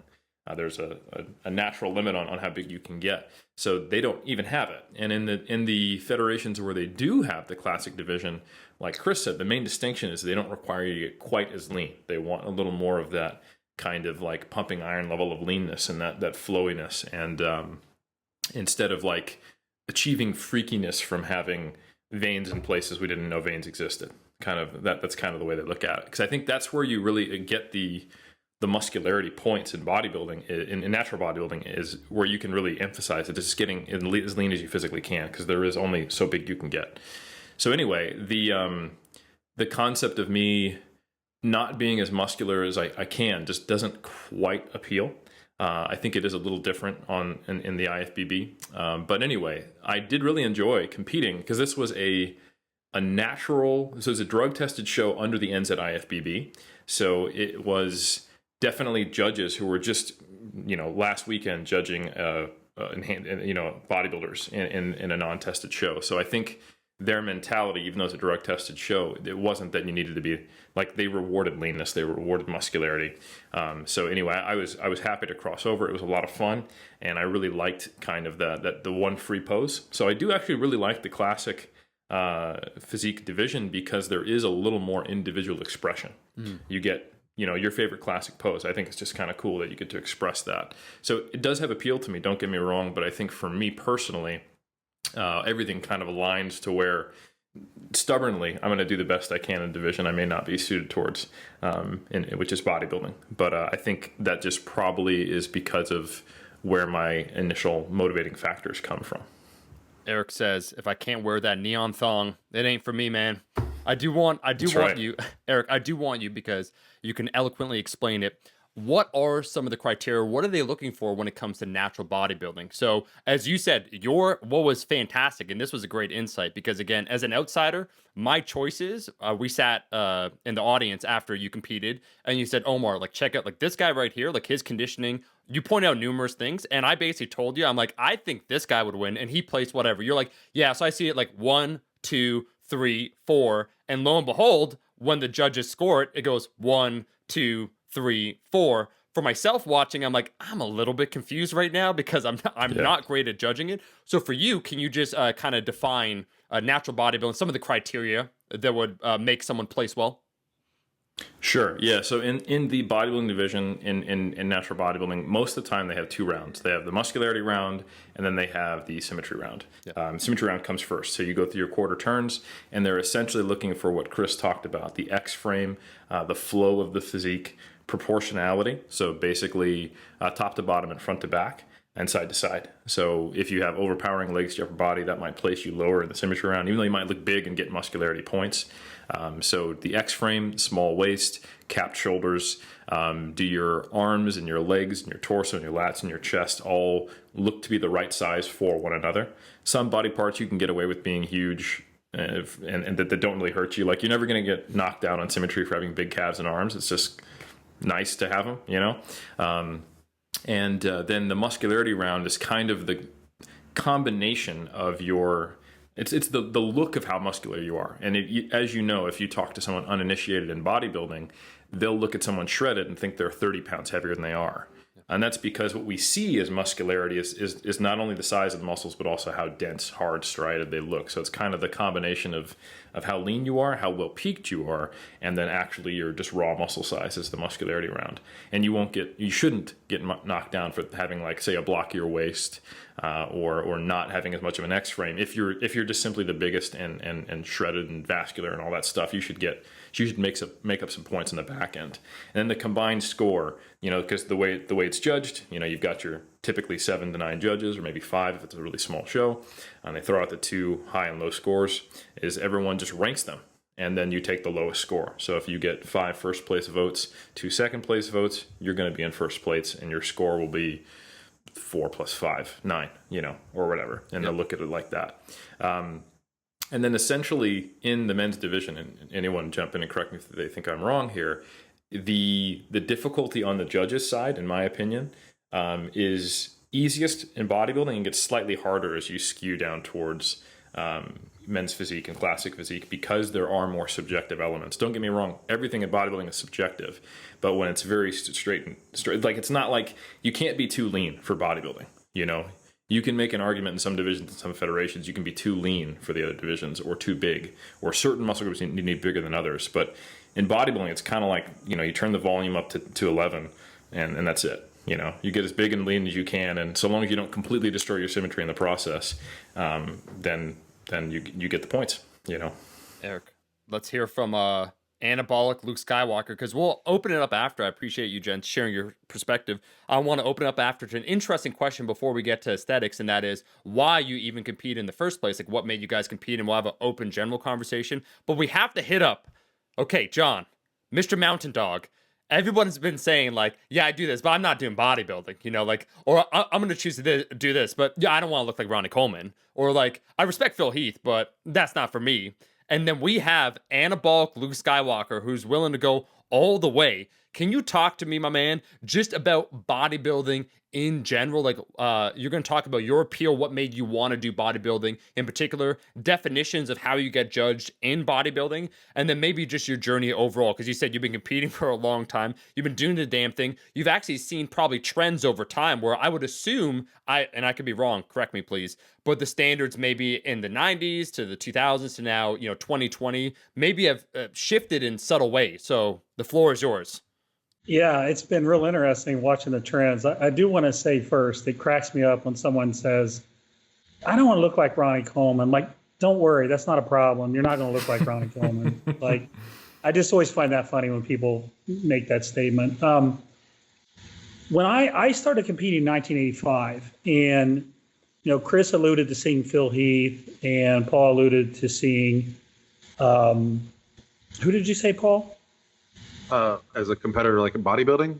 Oh, you said Ronnie Coleman. So Yeah, it would have been Ronnie. those were the kind of the guys in your generation that were the top of the sport. When I started, it was Lee Haney.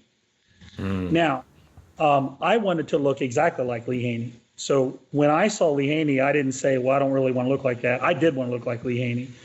And I still think to this day, Lee Haney has one of the most aesthetic physiques in history. If you look at Lee Haney's front double bicep pose and front lat spread, it's amazing. It's amazing.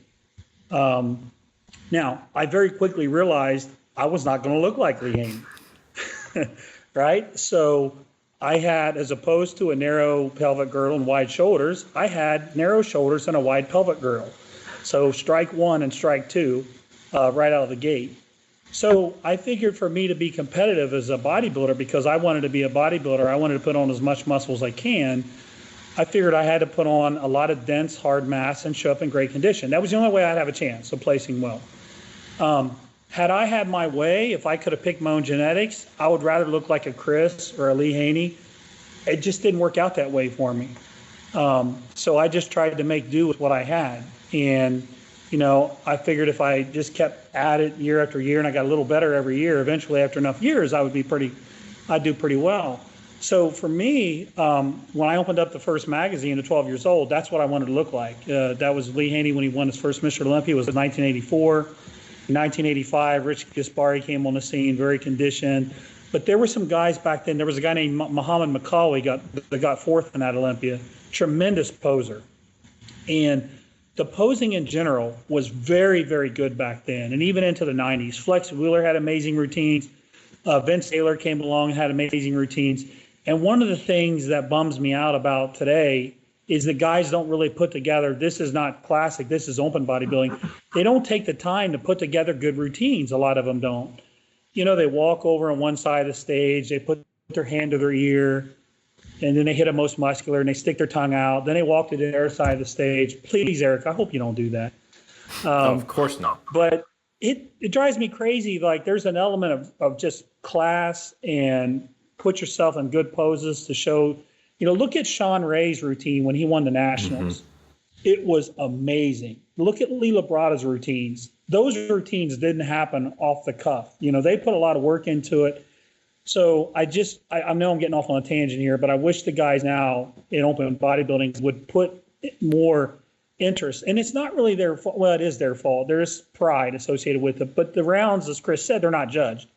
So a guy, he's suffering, he's in bad, his last month, the last thing you want to do is just pose. You just want to lay down, you want to take a nap. So I get it. I do get it. I do understand that. And it's not judged. The round's not judged. So there's really no incentive for someone to do that. Now, again, for me, it was, if I were going to do something like, say, classic, I think I'd have to lose like 40 pounds.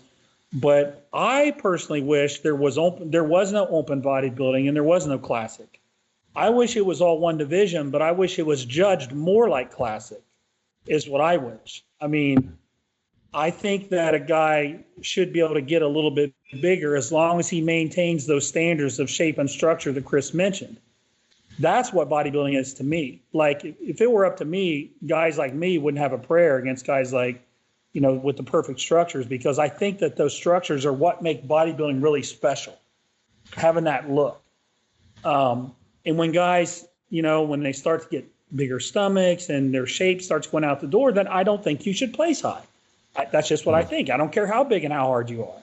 If you look like a block that's, literally looks like a square block, then I don't care how big you are. You shouldn't place high. So to me, I like that they brought classic bodybuilding on. I love it. I think it's awesome. I just wish they had one class, but they judged it like classic. Like you had to have that structure. That would obviously hurt guys like me that weren't as genetically gifted. But hey, tough luck, man. That's what bodybuilding is. It's the elite structures. It's the elite bodies. It's the Flex Wheelers. It's the Chris's. It's the Terrence Ruffins. I mean, to me, that's what bodybuilding really is. So that's what I think. Absolutely. I think it's a great hot take because I don't want to put words in your mouth, but it sounds like you feel like classic physique emerged in this current modern era because of a necessity for it, because something was lost. And when you pointed out that Lee Haney was the one you looked up to, I think, of course, that was who the Mr. O was when you were growing up. But after Lee Haney was the dawn of the mass monster. That was Dorian Yates. And it's never been the same since Dorian. And some people say that's just the natural evolution of the sport, but I don't necessarily agree. Like if you look at the Sean Roden win, and if you just look at, there did seem to be a cap. Like no one's really, I don't think Ronnie was that much bigger than Dorian. It's kind of, they hit the ceiling and then they just carried it out, and eventually we got tired of it. So is that an accurate characterization? Yeah, I think so. I think Lee Haney was the best classic bodybuilder of all time. I think he still is. Now, let me say this too. The look of the 80s and 90s and early 2000s was a different look because you saw more muscle separation, crispness. It wasn't like if you looked at the body weights of the guys, I don't know, say the 1998 Mr. Olympia, you'll see 210 pounds, 215 pounds, 207 pounds, 220 pounds. But they looked much bigger. They had incredible separation in their muscle groups. To me, one of the things that impresses me when I'm watching a competitor is the muscle separation between all the muscle groups. And you have guys now that are doing things that blur those lines. They're doing so much insulin, so much GH, that all those lines are blurred. So, yeah, they weigh 240 and they weigh 250. Everybody, it's a dime a dozen now, guys that weigh 240 and 250. But you don't see those crisp lines. And those lines, to me, are what really stand out on stage. I used to not be a Lee Labrada fan of his physique because I was like, oh, he's too small. The dude's only 180 pounds. And then I went and saw him compete. I saw him at the Arnold Classic. And he's standing there with all these big dudes, and my eyes immediately went to Lee Labrada. Like, look at the muscle separation between every group he has. Everything from his abs to his triceps to his quadricep groups. Like, your eyes just went right to him. And I immediately became a Lee Labrada fan when I saw that. Same thing with Sean Ray. The guy would hit a pose, and every muscle group had the lines and the separation. And that's what I really like. I like to see that. But with the way the judging is now, awarding a lot of the bigger guys, you don't see that separation sometimes. Sometimes you do. Like with Sean, you saw that. With Sean Roden, you saw really good muscle separation. And there's this debate that, I was just on one of these shows recently where are the guys now, they're not in shape anymore. I can guarantee you the guys are in shape now. It's just they're not as separated as the guys were in earlier generations because they take so much, they eat so much, right? They eat so much, they take so much stuff. The muscles have a different look to them. Whereas you take guys before that were 10 or 15 pounds lighter, but they had this incredible muscle separation and detail. That's the difference. It's not that the guys now are fat on stage. Trust me, they're not fat. I've competed against them. I've stood beside them. They're very lean. Okay, they're not 6% body fat. It's just the look of the body that's different. So, Paul, I did want to get from a coach's perspective, like how much of what you do changes based upon the athlete's build and what division you think they should be in. I mean, a lot of what I do comes down to the division that they compete in because there's a lot more variation, like you talked about earlier. In bodybuilding, it's as much muscle, as much conditioning. But in the divisions like men's physique, classic physique, and especially the women's divisions, they really pay attention to girls not getting too lean in something like bikini. And then, even now that there's women's physique and figure and the wellness division, they're all so unique. So you have to really, that's one of the reasons I told you guys I went to something like 40 shows last year. If you're not at the shows, at the nationals, at the pros, even at some of the regional shows, you don't know what's being rewarded. And I really put that on myself because I got sick of, for years you get feedback as an online coach. Well, I went to this show and I looked great, but they told me I was this or that. And you can argue all you want on the internet, but when people argue on the internet and I say, "Hey, were you at the show?" then shut up. If you're not at a show, shut up. The pictures are from different angles. When you're there in person, like John was explaining, you see muscle fibers move that you didn't even know the human body existed. You see people's spleens. You see, when you can see that, it's hard to describe. And it's actually the first thing I tell my competitors: if you've never been to a show, go to a show, because you'll understand what you're drawn to. Is it confidence? Is it poise? Is it conditioning? When you see that, you visualize it for the entire time you're prepping. It's really the first thing I did was go to a show. I did the same show a year later. And the thing that shocked me was the guy that won the show when I watched. When he was up there, I could have swore he was 250 pounds. He walked by me and he might have been 160, 170, but he was shredded and filled out. And under those lights, he just looked like a monster. But to see that person walk by me, I was like, oh, it's conditioning. It's really that important. So I think going to the shows, seeing what's important, that way you can actually advise your client on what their goals are, and how to bring them in perfectly. And it's really helped me over the last couple of years become a better coach. Okay. So like if you've got a competitor, I guess, and you feel they're better suited to a certain division, is that a conversation you have with them, or? That's pretty much what I have become. As people come to me and say, where do you fit in? Where do I fit in? Okay. Most people want to fit in the division that they fit in. There are some girls that are like, I'm a little too muscular for bikini, but I want to do bikini. I do not care. And I go, then let's do it. Some girls want to do the hair and the makeup. Some girls want to do a front double bicep. And so I'm not going to tell people they can't do a division, but yeah, I'm going to be very honest in my assessment. I'm never going to set somebody up for failure. Right. So you allow them to compete where they're driven, of course, athlete centered, but at the same time, you make sure they're informed as to where they have the best competitive chances. Honestly, as a coach, that's my first question. What is your goal for yourself? Some people just had a baby and they want to get in shape and they want to get on stage, and that's what they want to do figure, and they want to do figure because that's what they identify as. If someone tells me like, I want to be the best competitor I can possibly be, that's where I have to have the conversation about where they fit best. Totally makes sense. So you kind of modulate it based on whether they're more extrinsically or intrinsically motivated as to that conversation. Yeah. Very cool. So Omar, you wanted to open the floor up to a general conversation on aesthetics? I mean, we got so many swole lads here. I would hate to not have the actual conversation we all came here for, where I noticed actually some common ground. And again, as an outsider, that's why I want to point out a few things that I heard so many damn names, which was impressive. Like Chris, I remember Bob Paris, because I actually know Bob Paris, his physique, Lee Haney, as an example. And then I heard Ronnie Coleman, I heard Phil Heath. And if we were just to line up, everyone mentioned, like, I think this person looks good. I think this person looks good. We have a bunch of different physiques. And from my limited experience, where I'm like, I think Steve Reeves has a fantastic physique. I like Frank Zane's physique.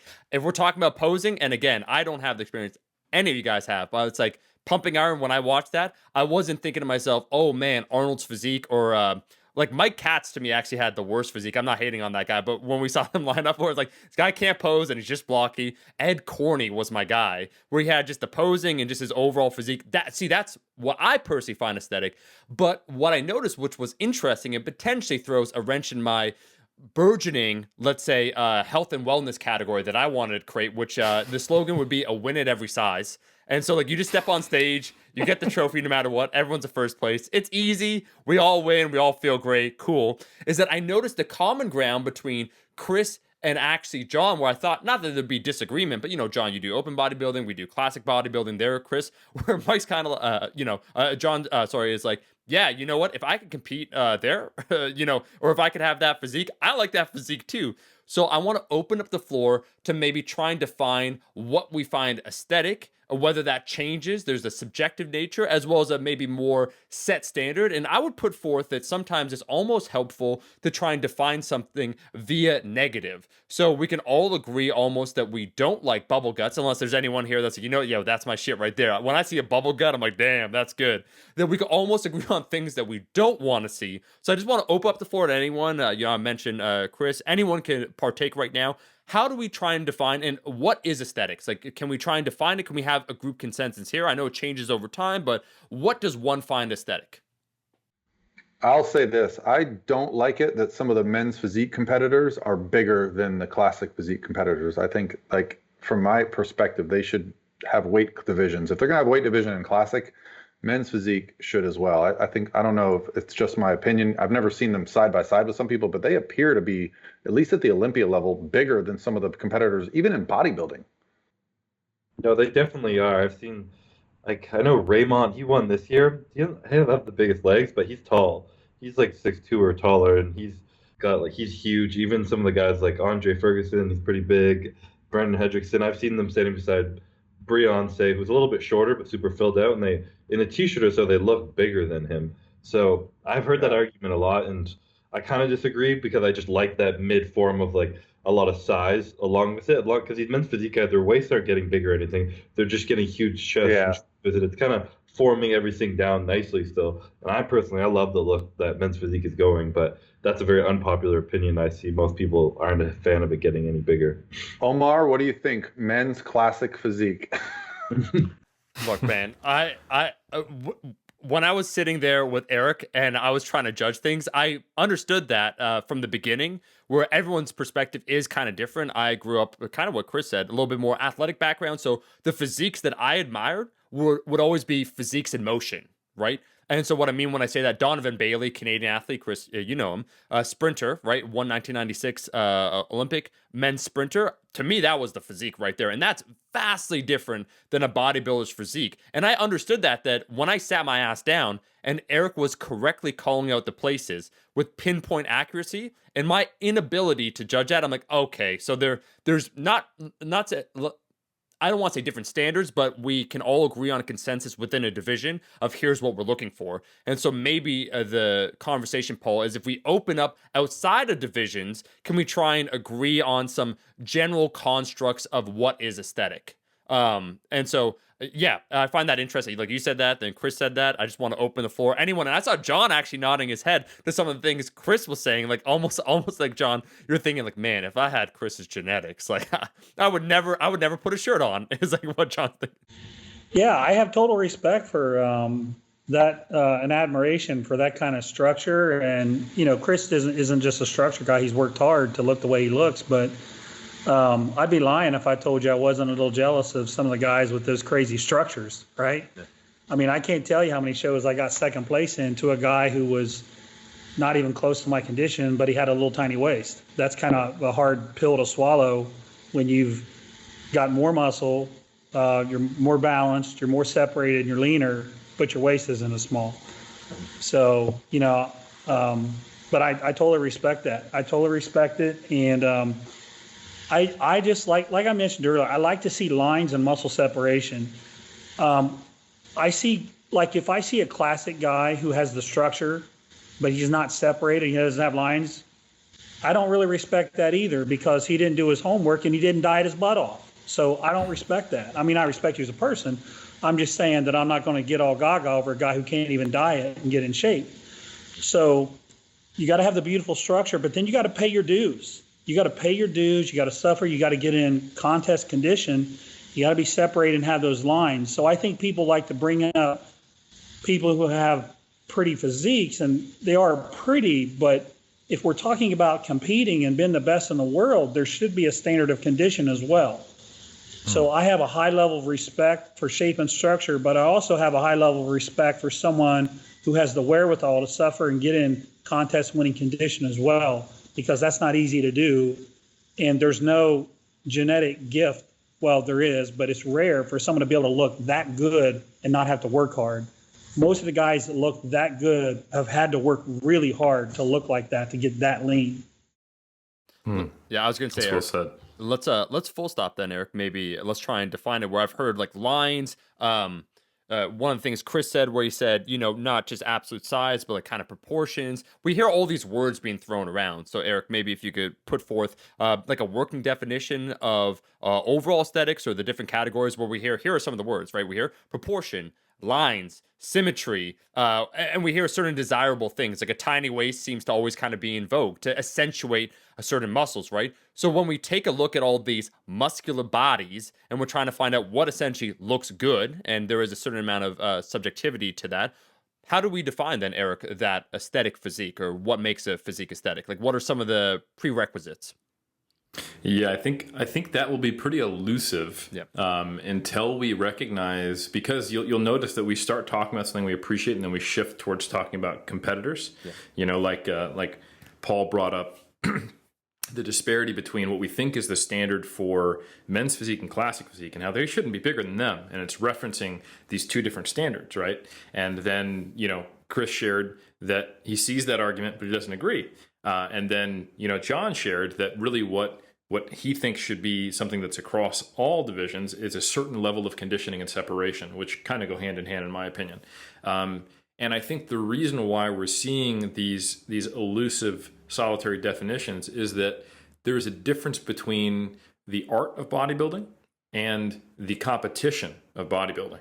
And I think the art of bodybuilding is something that should never go away, don't get me wrong, but it's the reason why someone can say, I agree that Ronnie Coleman should have won, but my favorite physique was, Kevin Lavone, or was Sean Ray, or I agree that, that Frank Zane shouldn't have won the 1981 Olympia or whatever, or maybe he should have. I think that was Franco, but nonetheless, like, they could see that I like Frank Zane the best, even though he wasn't Mr. Olympia, and I agree with that. You'll see the disparity because the art of bodybuilding kind of has all those little pieces together, and I think many times that the sum total of what makes someone aesthetic is greater than the parts. But as soon as you decide you actually have to judge something, and the reason why you couldn't pick people out 1, 2, 3, 4 like I could was because I've been so aware of the judging criteria and the standards for so long that we have this agreed upon subjective but objectively defined criteria for these different classes, that once you've seen that enough and you know what judges are looking for, and also another little cheat code that I had was that I saw people got moved around. So some of that's my opinion based on the standards. Some of that is I can tell what the judges are thinking as it's happening. So I think when we're talking about competitive bodybuilding, we have these divisions where different aspects of muscularity, leanness, conditioning, muscle size, shape, flow, all the different words we've been throwing out are emphasized to different degrees. And then when we're talking about just the art of bodybuilding, then that becomes, well, I have a different preference than someone else. Like, for example, Chris might value the flow, the vacuum, the ability to move, while John likes that muscle separation more. And I don't think we can elevate one or the other. I think, like you said, it's one of those things where you know it when you see it. You might prefer Ed Corney more than Frank Zane. I like Frank Zane because of the statuesque separation and some of those classic kind of Grecian lines. But Ed Corney, I think they both move well, but Ed Corney is one of the greatest movers, if you will. And it's his physique in motion that I can see why that appeals to you from an athletic background. So I think we kind of have to not even agree to disagree, but just agree that aesthetics in and of itself is a form of art. That's physique art, and that's going to be, art is viewed differently by everybody. But when we're talking about competitive bodybuilding, that's where some of the disagreements come, and that's why you see, John having to duck to not get hit by trophies sometimes in certain competitions, is because there can't be perfect consensus. For example, the symmetry round is supposed to encapsulate certain objective criteria, but they're inherently subjective. Like, X-frame, wide shoulders, good flow, proportions, and presentation is kind of all in what symmetry is supposed to mean. And muscularity, it's a combination of conditioning and muscle size, etc. But I think there's how you judge that, and then there's what you emphasize above others. Like, kind of the three things that kind of go all together, if we were to broadly categorize them, is like, how lean are you? how big are you, and how well does your physique flow together? And they should be all equally judged, but that's very difficult for that to happen. And when you're comparing apples to apples, like if you go to a show and you have a bunch of people who are blocky and muscular, easy to judge who's the biggest and who's the leanest, right? But when you have a show, when you have an apple, an orange, and a pear on stage, you really don't know what's going to happen. You can have somebody with a tiny waist, great flowing lines, someone else who is bigger, more muscular, and really and decently lean. Then you have someone who is somewhere in the middle, but is just shredded. It's going to be a toss-up, and it's going to be dependent on that judging panel, that federation, who else they saw earlier that day, and kind of how they've been influenced. And one thing I can tell you from the couple times I've judged is that once you've made a few decisions around 9 a.m. in prejudging, you go to like 11:30, and you might feel differently. You go, no, I rewarded it differently before. I got to be consistent, you know? So and another thing that I've seen happen, for example, is sometimes, and I think John and Paul were alluding to this, someone walks out and your eye just goes right to them. And I think a big part of that's conditioning and expressed as the muscle separation. Like like a great way to think about this, if you saw, Brian Whitaker when he competed in 2015, when he unified the IFPA Yorton Cup and the WBF Worlds, he was just so unbelievably lean and well peaked that you couldn't not look at him. And I could sit there and go, I think, Siobhan Cunningham has bigger delts, smaller waist, better flow, but it's like, and I'm looking back at Brian because he just had those qualities that we were talking about. You just cannot stop looking at him. Now, some judges will approach it from a big picture perspective, and they'll just rank that one. But when it's close, some judges, they'll actually, and I've talked to judges about this, they'll start breaking it down body part by body part. Okay, who has bigger delts? Who has bigger pecs? And then they get an aggregate score from those tiny little metrics. And then sometimes you'll see a different outcome. Because if you actually broke down, Siobhan Cunningham versus Brian Whitaker, well, Siobhan beats him on like most muscles if you kind of eliminate some of those other factors. But the fact that he was so lean and well peaked, you kind of had to give it to Brian. So how it's judged can also impact that. So so my personal opinion, and of course I'll stop monologuing after this, is that you won't get consensus when we're talking about the art of it, because we probably shouldn't. I think it's good that we all have different visions of what aesthetic is. But when you start competing, you're trying to get consensus, but you inevitably can't in certain scenarios, which is what causes that drama. One thing I want to throw out, guys, is I actually like height classes. We have weight classes in the NPC, and then, you get to the open and you have 212 and you have open. I actually liked height classes because I felt like, I was always a really short, super heavyweight as an amateur. And I felt, Eric, to your point, it's like judging apples and oranges. Like I didn't fit with those guys. But I've always just liked height classes. So you get a better idea. Okay, guys that are around, that's what I like about the other categories that do have height classes. I'm not saying we need 12 height classes, but I think it'd be pretty cool to have 3 height classes. Like we had with Arnold versus Franco. I think it'd be pretty cool because then I think it's a little easier to judge people around the same height, kind of the same structures. I've always loved the height classes. Nobody really talks about that in open bodybuilding, but to me, that would be beautiful if they ever did that. I know they won't, but I thought height classes were fantastic. That's a great equalizer for apples and oranges, that conversation. I totally agree. And there are a few natural federations that do that. It's not incredibly common, but I think the INBA does height classes, and it does to some degree. I think it's tough because the shows are so small. They have like 6 people. OCB yeah, the OCB does it. Mm-hmm. Yeah, and I do think that does. You're more likely to get clusters of structure. So I think that's a really good point, John. Yeah, no. And another thing you said of how no one really, it's impossible for us to agree on it because it's subjective and it's like an art form. I think it's literally impossible for us to be biased because no matter what, we're always going to relate something to something that we kind of connect with. Like when I first started training or literally just got into it, I thought like Brad Pitt from Fight Club had the best physique ever. And he was probably up 50 pounds maybe, but he looked similar to me, but he looked better than me. So I was like, that's what I want to look like.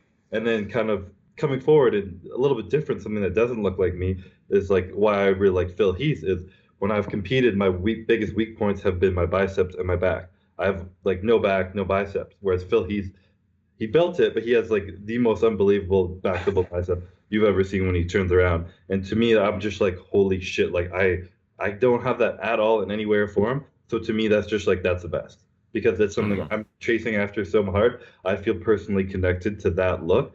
To me, that's the best because I don't have it. Whereas someone maybe like who I compete against, like George Peterson, who has arguably the best back in classic physique, he might just be like, oh, whatever. I have a back like that. I put on 20 pounds, I'd look like that. So he doesn't really care so much for that physique.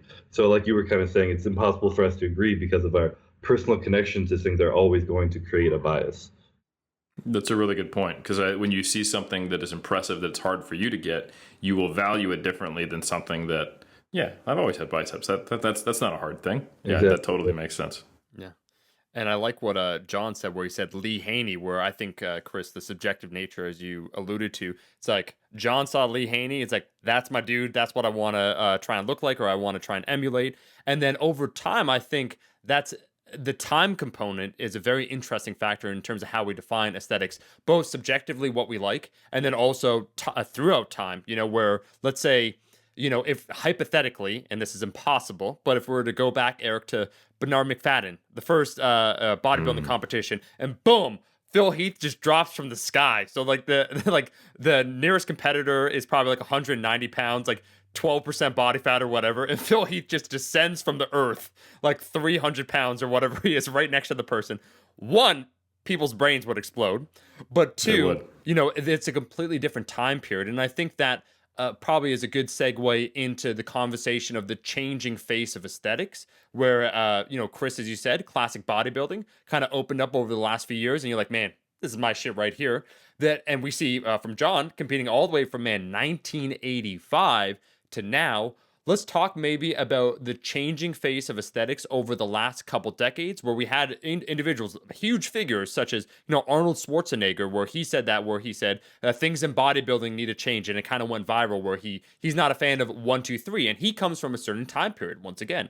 And I don't know. There's probably a whole league of individuals that might disagree with what Arnold said. So maybe let's have the conversation talk about the time component of the last several decades, where there seems to be some sort of imperceptible, and we all kind of agree on this, where let's just maybe call it the mass monsters. I don't know, where when Dorian Yates came about, or the last kind of 20 years, where something happened, 20, 25 years, where it's shifted in such a way where the conversation is almost a whole other conversation. So maybe let's open the floor to talk about that, and then maybe where we see bodybuilding going in the next, decade or 2 decades. And I don't know anyone that wants to take this. I'm all ears.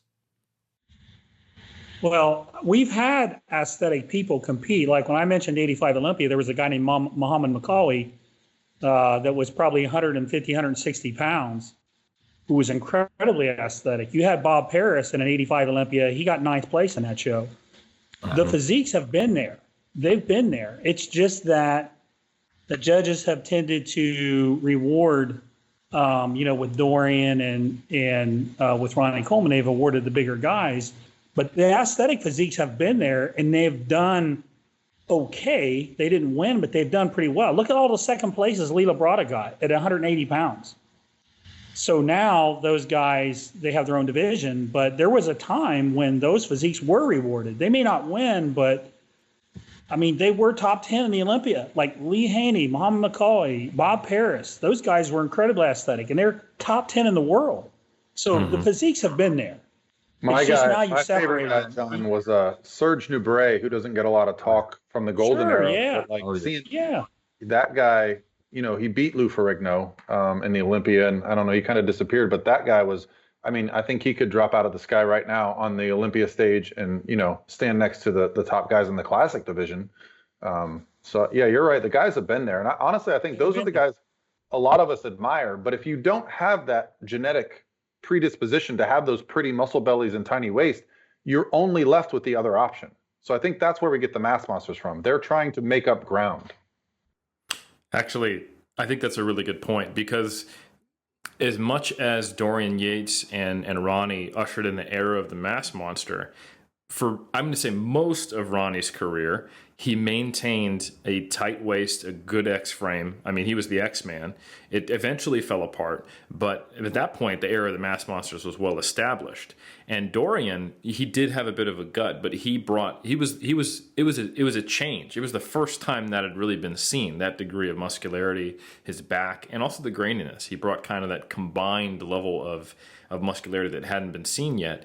And I think, sure, you could make an argument that he was a little blocky, but it really wasn't nearly as bad as, like, if you were to put up the bad of the Mass Monster era, people wouldn't post shots of Dorian, at least not typically. And I think a lot of what happened is that Ronnie and Dorian were at the top, so everyone else was saying, I'm going to try to get to that, when they simply could not be that. They could only get to there while sacrificing their size. I think there's a lot of factors that came together. It was the judges. It was a lot of the top guys thinking, oh, well, if Ronnie and Dorian are winning, I need to be like Ronnie and Dorian. But the reality is unless you can be Ronnie and Dorian, you're not going to be Ronnie and Dorian. Like, that's just... I don't know if you watched the Olympia last year, Eric, but there was a guy that walked out on stage that was probably the most exciting competitor for me to see in open bodybuilding in a long time, named Patrick Moore. I had never heard of him. He had won one pro show, but he looked like a young Ronnie Coleman to me. You know, he's not as thick, but he has that crazy waist, and, you know, we'll see how he progresses. But yeah, I think in Sergio Oliva Jr. kind of has some of that shape. And John probably knows the pro division better than me, but when I saw those guys walk out, I saw Serge in Tampa at the pro show last year, and you know, it's exciting when you see it like that. When you see somebody on stage and you go, "Wow, that guy has it." Yeah. I was at the Cal last year when Patrick won, and I was backstage. I was coaching a guy that got third at that show, and looking at Patrick backstage, he had a look to him. His upper body had a look to him that I haven't seen in a while. Just the way it flowed, his waist, his lats, I was like, man, I haven't seen that look in a long time. That guy's got some mad potential for sure. I just want to highlight that, John. It's amazing how everyone, like each of the four of you have kind of said that. It's like when you see it, you know it. Like you're like, oh, like that guy, he steps on stage. And again, Paul, kind of what you said, photos don't do it justice. If you weren't there, you just don't know. Like there is a certain thing that happens when it comes to physiques and judging them, where in person you see it, it catches your eye. I want to ask maybe then the question, because we spoke a little bit about the past, talking about the future. We have Chris establishing maybe potentially a reign here going on. Let's talk about the future of aesthetics, my man. Let's talk, because you said you didn't find or feel that you had a place, or you're trying to figure out where you fit, and then, you know, you competed, you won, you reached the peak. Where do you see the future of bodybuilding, or your division, or in general? What would you like to see when it comes to bodybuilding? Pros, cons? Are bubble guts totally a thing of the past, or, you know, what's going on here? I mean, I think it's really interesting that they brought up Patrick Moore, because what I noticed, when I saw him, I thought the same thing as both you guys thought. It was kind of like, wow, this is something we haven't seen for a long time in the open division. But not only that, but like the noise he made was big. Like on the internet, the comments, everything after he was stepped on stage and people kind of saw that, everybody was like, holy shit, like we haven't seen this in a long time. And I think the judges will take that into note. And going to this year's Pro League, I could be wrong. I think he might be doing the Arnold show soon or something. But everyone is extremely excited for him. People are like, oh my God, Patrick Moore is getting on stage. I can't wait to see what he looks like.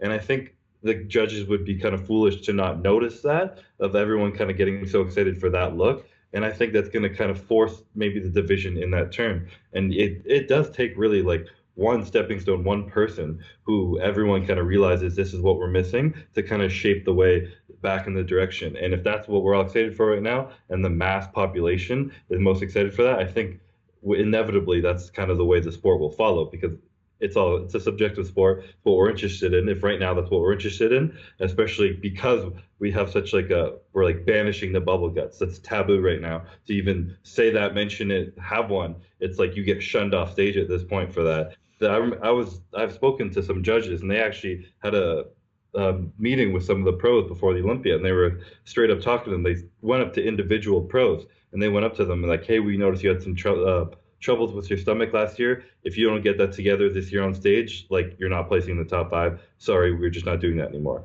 And they like pulled them aside and said that to them individually. So I definitely, from my perspective, am seeing a change. And I think it's definitely going to be going more the route of Patrick Moore, where we maybe pull back from the mass and focus more on like that mid-level aesthetics, where I think John was talking about, where it's a little bit bigger than classic physique because we're still not like huge, but it's still a little bit smaller than open. It kind of meets right in the middle of that perfect combination of less mass and good aesthetics. And that's where I think open is going to head. And I think classic's still going to stay around. But when people say classic's going to be the new thing and it's going to take a priority over the open, I think open's going to kind of come a little bit closer to classic, but always remain like the number one exciting show of the Olympia and competing and everything. Personally, that's what I think. That's really interesting because the one might expect that once you create classic, then you're like, ah, cool, we can just let bodybuilding become a freak show. No. But I do think that it just simply doesn't have the same level of appeal that look that you're talking about, Omar. That when you see it and you know it, and it has that certain element of inbuilt aesthetics. And I think social media is actually playing a really big role now because the judges can't pretend they haven't heard from the world. Right. You know, the comment sections are easier to see. You know, bodybuilding is a visual medium. It's all over Instagram. It's on YouTube. You must get input from and feedback, and it happens much faster. I remember in 2007, I watched the Olympia, and Dennis Wolf, I think he placed 5th, but there was a huge contingent who thought he looks just like, you know, Jay Cutler, except he has a tiny waist. And he has a way more X frame. And I was among them where I thought Dennis Wolf should have placed higher. And there seemed to be this kind of outcry, but the judges, there was still, you know, this is kind of pre-social media era, where there was this disconnect where I don't think there was quite the level of influence there is now from the like the bodybuilding community and fan beliefs, experiences, and feel that didn't infiltrate into the mindset of the judges. And at least to these days, it seems like there's a little more continuity and immediate feedback that the judges get. So I tend to agree with Chris that I think we're going to see more of the kind of like, what does the internet think about this person is going to come into the judges' minds more. Man, I feel, Eric, I feel often actually when we have an episode, it's like, damn, we've done a good job. But this panel, let me just say, I think once again, even if you think on the outside, oh man, like I'm a powerlifter, I'm a, you know, this, that. This is a true insight into bodybuilding, in my opinion, a 360-degree view of things, kind of subjective journeys, the process, time that has occurred, talking about various things that are happening, maybe the future too. I think it would be remiss if we did not, maybe for the final segment, we unite everyone underneath the Iron Culture under one banner, the cult, where we say, you know, we open up, it's like the sandwich compliment. We opened up with everyone kind of becoming unified, sharing their stories. Like, yeah, I agree with that. We talked about aesthetics a little bit. Maybe there's minor disagreements, but everyone being completely respectable. I think maybe the last area I want to talk about would be hearing personal stories from everyone, short stories about some of the suffering, because through mutual suffering, do we get along and do we agree we essentially we carry the burden together from every single person, one of their experiences, either preparing for a bodybuilding show or some sort of thing happened during contest prep that is an unforgettable, let's say, experience. So something they can't forget and has left an indelible impression upon them. I'll start once again kind of clockwise amongst you four gents. I'll start with Chris. What's one thing, so talking about maybe the suffering, not making this sensational or anything, but one experience, obviously, prepping, the things that as an outsider, people don't know unless they go through, right? You hear it a little bit and you're like, oh, like, yeah, I bet you're hungry, bro, right? It's like something, some sort of experience that maybe the other three people would be like, yeah, nope, yep, I hear you. I mean, a story came into my mind, or a prep. It's not really something everyone can relate to because it's kind of just something really shitty I went through. But it also leads into a moment on stage, which you guys have kind of touched on. And like when I'll lead into that, kind of how Eric said, when your eyes just draw to something on stage, and it kind of leads into that. But in 2018, in my prep, I actually got extremely like sick, and I was holding on to like a lot of water. And it kind of came on from stress initially, and I didn't know what it was. And I was actually in the hospital for about 5 days, I guess. Wasn't really eating, had a couple egg salad sandwiches in there, and didn't train obviously for 5 days.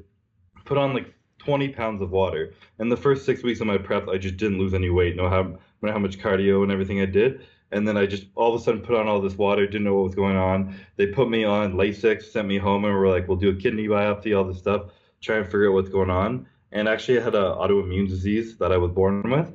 It's something I've had forever in my entire life, and it just kind of like triggered me in this one prep. And I still went through with my prep. I probably shouldn't have, but I was super stubborn, and they kind of told me that it's manageable and I can do it. And I was at the end of my prep, so I was like, I got 2 more weeks, I can suck it up, I can do it. And I just didn't really like look good. And this is maybe something people can relate with to stepping on stage. When you don't look your best, something kind of didn't go its way. And I knew I didn't look how I should have looked. I dieted really hard. I put in as much effort as I could, but my body just wasn't like there. I wasn't ready. So I was terrified stepping on stage. It was the most scared I've ever been, even compared to my first show. So I stepped on stage for my like 30-second beginning posing, and I was like shaking up there. I couldn't even squeeze my glutes on a back level bicep, and I could like feel them shaking. My whole body was just like terrified. I'm like, wow, I came second last year. I showed up, and everyone's like, oh, Chris could win this year. He's so young. He's got to be better this year. And all I do is I look worse. I let everyone down. I look like shit. I'm going to come last place.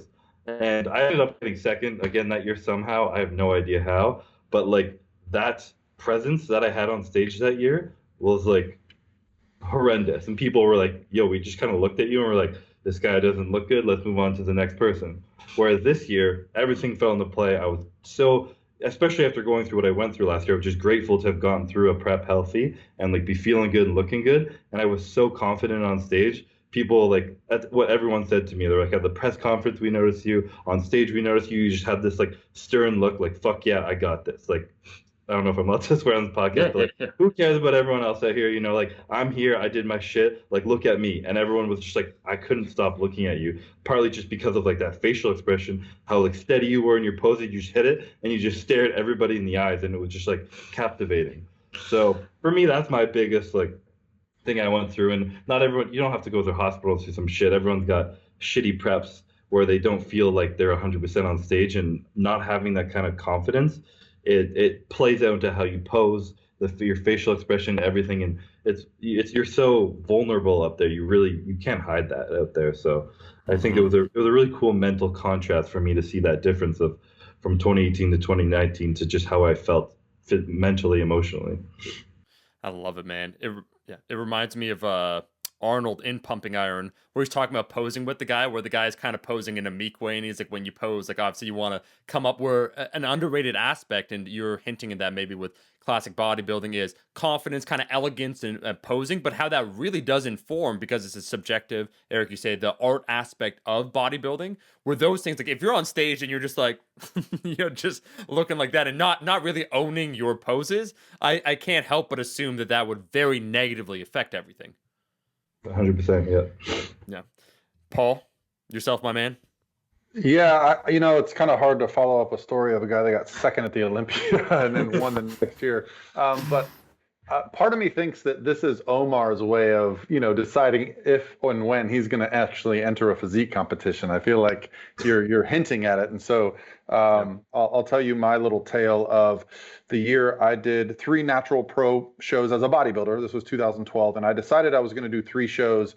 And I'll talk a little bit about stubbornness, which Chris talked about, because I think it's all probably why we are able to be successful in the sport, is because, there's a lot of times we probably should say no, but we're going to go through hell and high water to get where we want to get. And a lot of this was an experience. I had done 2 pro shows, and I had done very well and brought my conditioning, was very happy. But I had planned to do another show 3 weeks later. But in between that, I had a birthday, a trip to Australia, and I proposed to my then girlfriend. Yes, this was a bit naive in my part. So traveling to Australia, 30 hours of travel, and thinking I was going to do a show 2 weeks later was trouble, because once I got there, one of my best friends who lives in Melbourne decided he was going to get a place for me and my new fiance, the really nice casino in downtown Melbourne with the all-you-could-eat breakfast. Stayed there for a couple days and got engaged, had the birthday. Like the whole week was just this magical week of just eating and just gorging myself. And I still knew in the back of my mind I had another show to do. And I thought, you know what, maybe I'll just back out. And literally the day I got back from Australia, my buddy who had I had agreed to do the show with was like, man, I can't wait to train with you this week. We got to do a show. I was probably 15 to 20 pounds over stage weight. And I said, you know what? I'm going to do it anyway. And so I get fairly lean. That's probably the easier thing for me. Keeping muscles the hard part. When I tell you I had to do 2 hours a day of stairs, I actually came in lighter to that show, but I looked hella worse. I mean, I was soft. Anybody that knows that you put on body fat quickly, it just goes all to your stomach. I still had glute striations, but I had bubble gut. Like, I just could not get rid of the fat off my stomach. So that experience just taught me, just don't overcommit, compete when your body is at its best, and don't force it. And so, yeah, that was my experience of doing 2 hours a day of stairs just to get back to a weight I was at, but look not even nearly as good to get on stage. And questionable look. Yeah, I can only imagine how disappointing that must be to put all that effort in, and then you're looking at your physique and you're like, objectively, I just look worse. Like, I don't know what I'm doing. No pictures from that day. Yeah, they mysteriously disappeared. Eric, what about yourself, my man? You've done 13 shows. Oh, me. Okay. Well, geez. So yeah, I would say '09 was a pretty rough prep for me. That started with, I started prep in January. In the end of February, my father passed away, and it pretty much just became grind city for the next 30 odd weeks or something like that. I competed all the way to the end of September. And every time I would start to pick up steam, I would just get like hammered by life. So it was, I want to say, late April or early May. I had just done my first show. I needed to get leaner. I was working as a personal trainer at the time in a personal training studio, so I had the keys. And I came in, it was a holiday, so I'm training on my own. And this is back when everyone was convinced they had to go outside and sprint to do cardio to get lean, because HIIT is magic. So I was sprinting multiple times per week. Yeah, me too, Paul. Again, I hadn't been a sprinter since high school. And I probably weighed 30 pounds less. And I was actually eating back then. And so I'm in my studio alone doing deadlifts. And on my third set of 5 with 405 on like hybrid stance sumo deadlifts, I tear my left hamstring and I yelp in pain. Least masculine yelp you ever heard in your life. Drop the bar and I literally crawl across the floor in this empty studio and call my wife to come pick me up. Now here's where the stubbornness comes in. I was getting my pro card that year, no matter what. Long story short, didn't get my pro card. But so I'm in the gym the next day on crutches doing upper body training. I get it. I don't need surgery. The tear is pretty close to the ischial tuberosity. It's going to scar down. And I compete 4 weeks later, and I have to change which leg I spike. And you just can't quite see separation in my left hamstring because it's so inflamed, but I've got it in my right. And I then went on to compete in May, June, July, August, and September, and I placed second in every single show, or won my division and then lost in the overall. Yeah. But yeah, that year we also bought a home. I had another member of my family pass away. The studio I was working at, where I had the keys to, those keys stopped working because we had 3 different bosses turn over. Remember, this is '09, so it's right around the economy was crashed. So that studio was doing really poorly. We worked there as trainers for a month without getting paid while they tried to find a new owner to keep the doors open. And this was right after we bought our home. So like, it was by far the hardest year of my life. And I ended it on like, didn't even reach my goal. So, all right, let me eat some food. So it was, that was kind of just, and man, I was so beat up by the end. There was a period where I was on 1,600 calories, try to get leaner.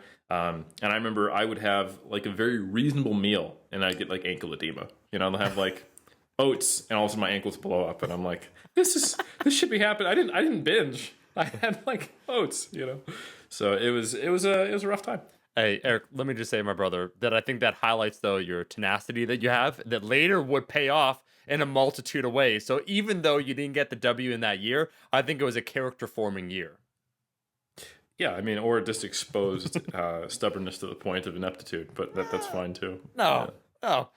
John, the most a senior competitor here, 1985 to now 2020. Talk to me, a man, a story. I can give you 50 of them. I'll give you, okay, I have a version of every one of these guys' stories. Like with Chris, I lost my entire colon one year. I got sick. Let me go to Eric. I'm going to do my version of Eric. So I was leg pressing heavy one year before a show. I tore the adductor, one of the large adductor during a leg press. It was 4 weeks exactly before my show. I show up at the show with a black and blue leg. I try to protan over it. I end up winning the show, but to Paul's point, you have to spike your other leg and do all that. So been there, done that. You mentioned 1,600 calories. So when I was getting ready for the Arnold Classic in 2015, 16, something like that, I was about 8 pounds overweight, as lean as I could get. So I had to actually go down to 1,600 calories for 4 weeks for that show to make 212. That got me down to probably 217 or 218. Then I had to sweat out the rest. But basically, I ate egg whites and low sugar ketchup was pretty much what I had. Occasional red potato. About 5 o'clock every day, my ears would start buzzing. Like, that's not a good thing. Like, I hear they would actually buzz.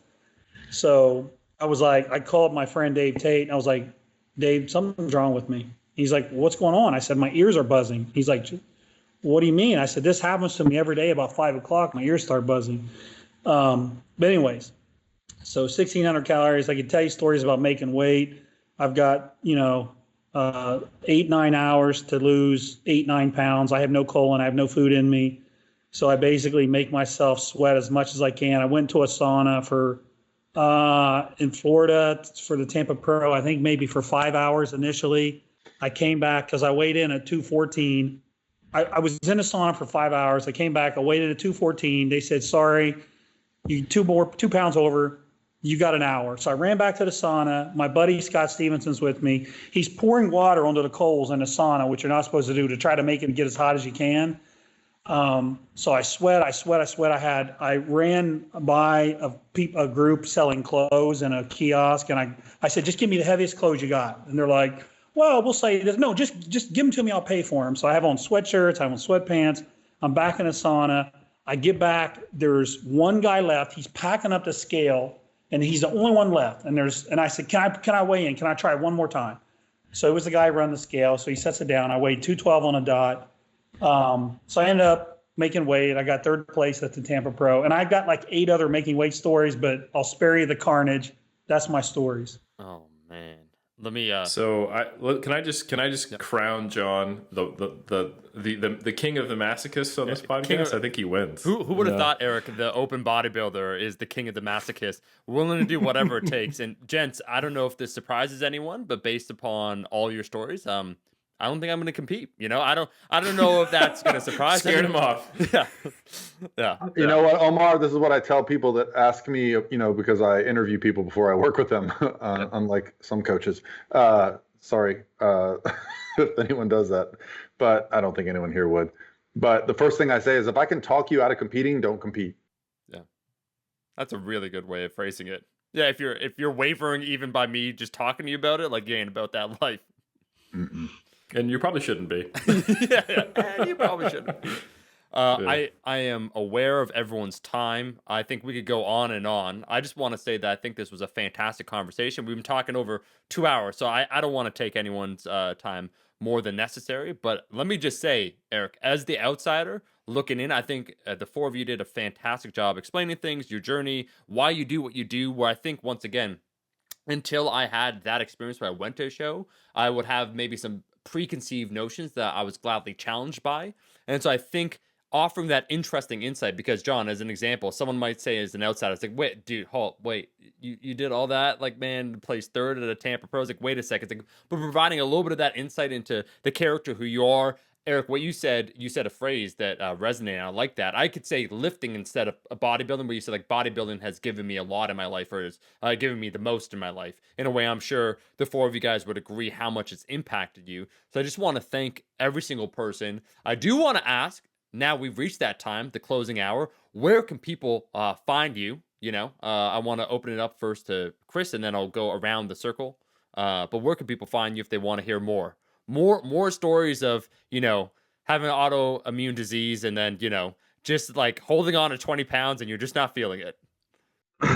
I mean, my Instagram is at cbum, cbum. YouTube is just Chris Bumstead, and yeah, pretty much just search my name, and if it comes up, it comes up. Not, yes, it's not worth it. No, definitely, definitely. Paul.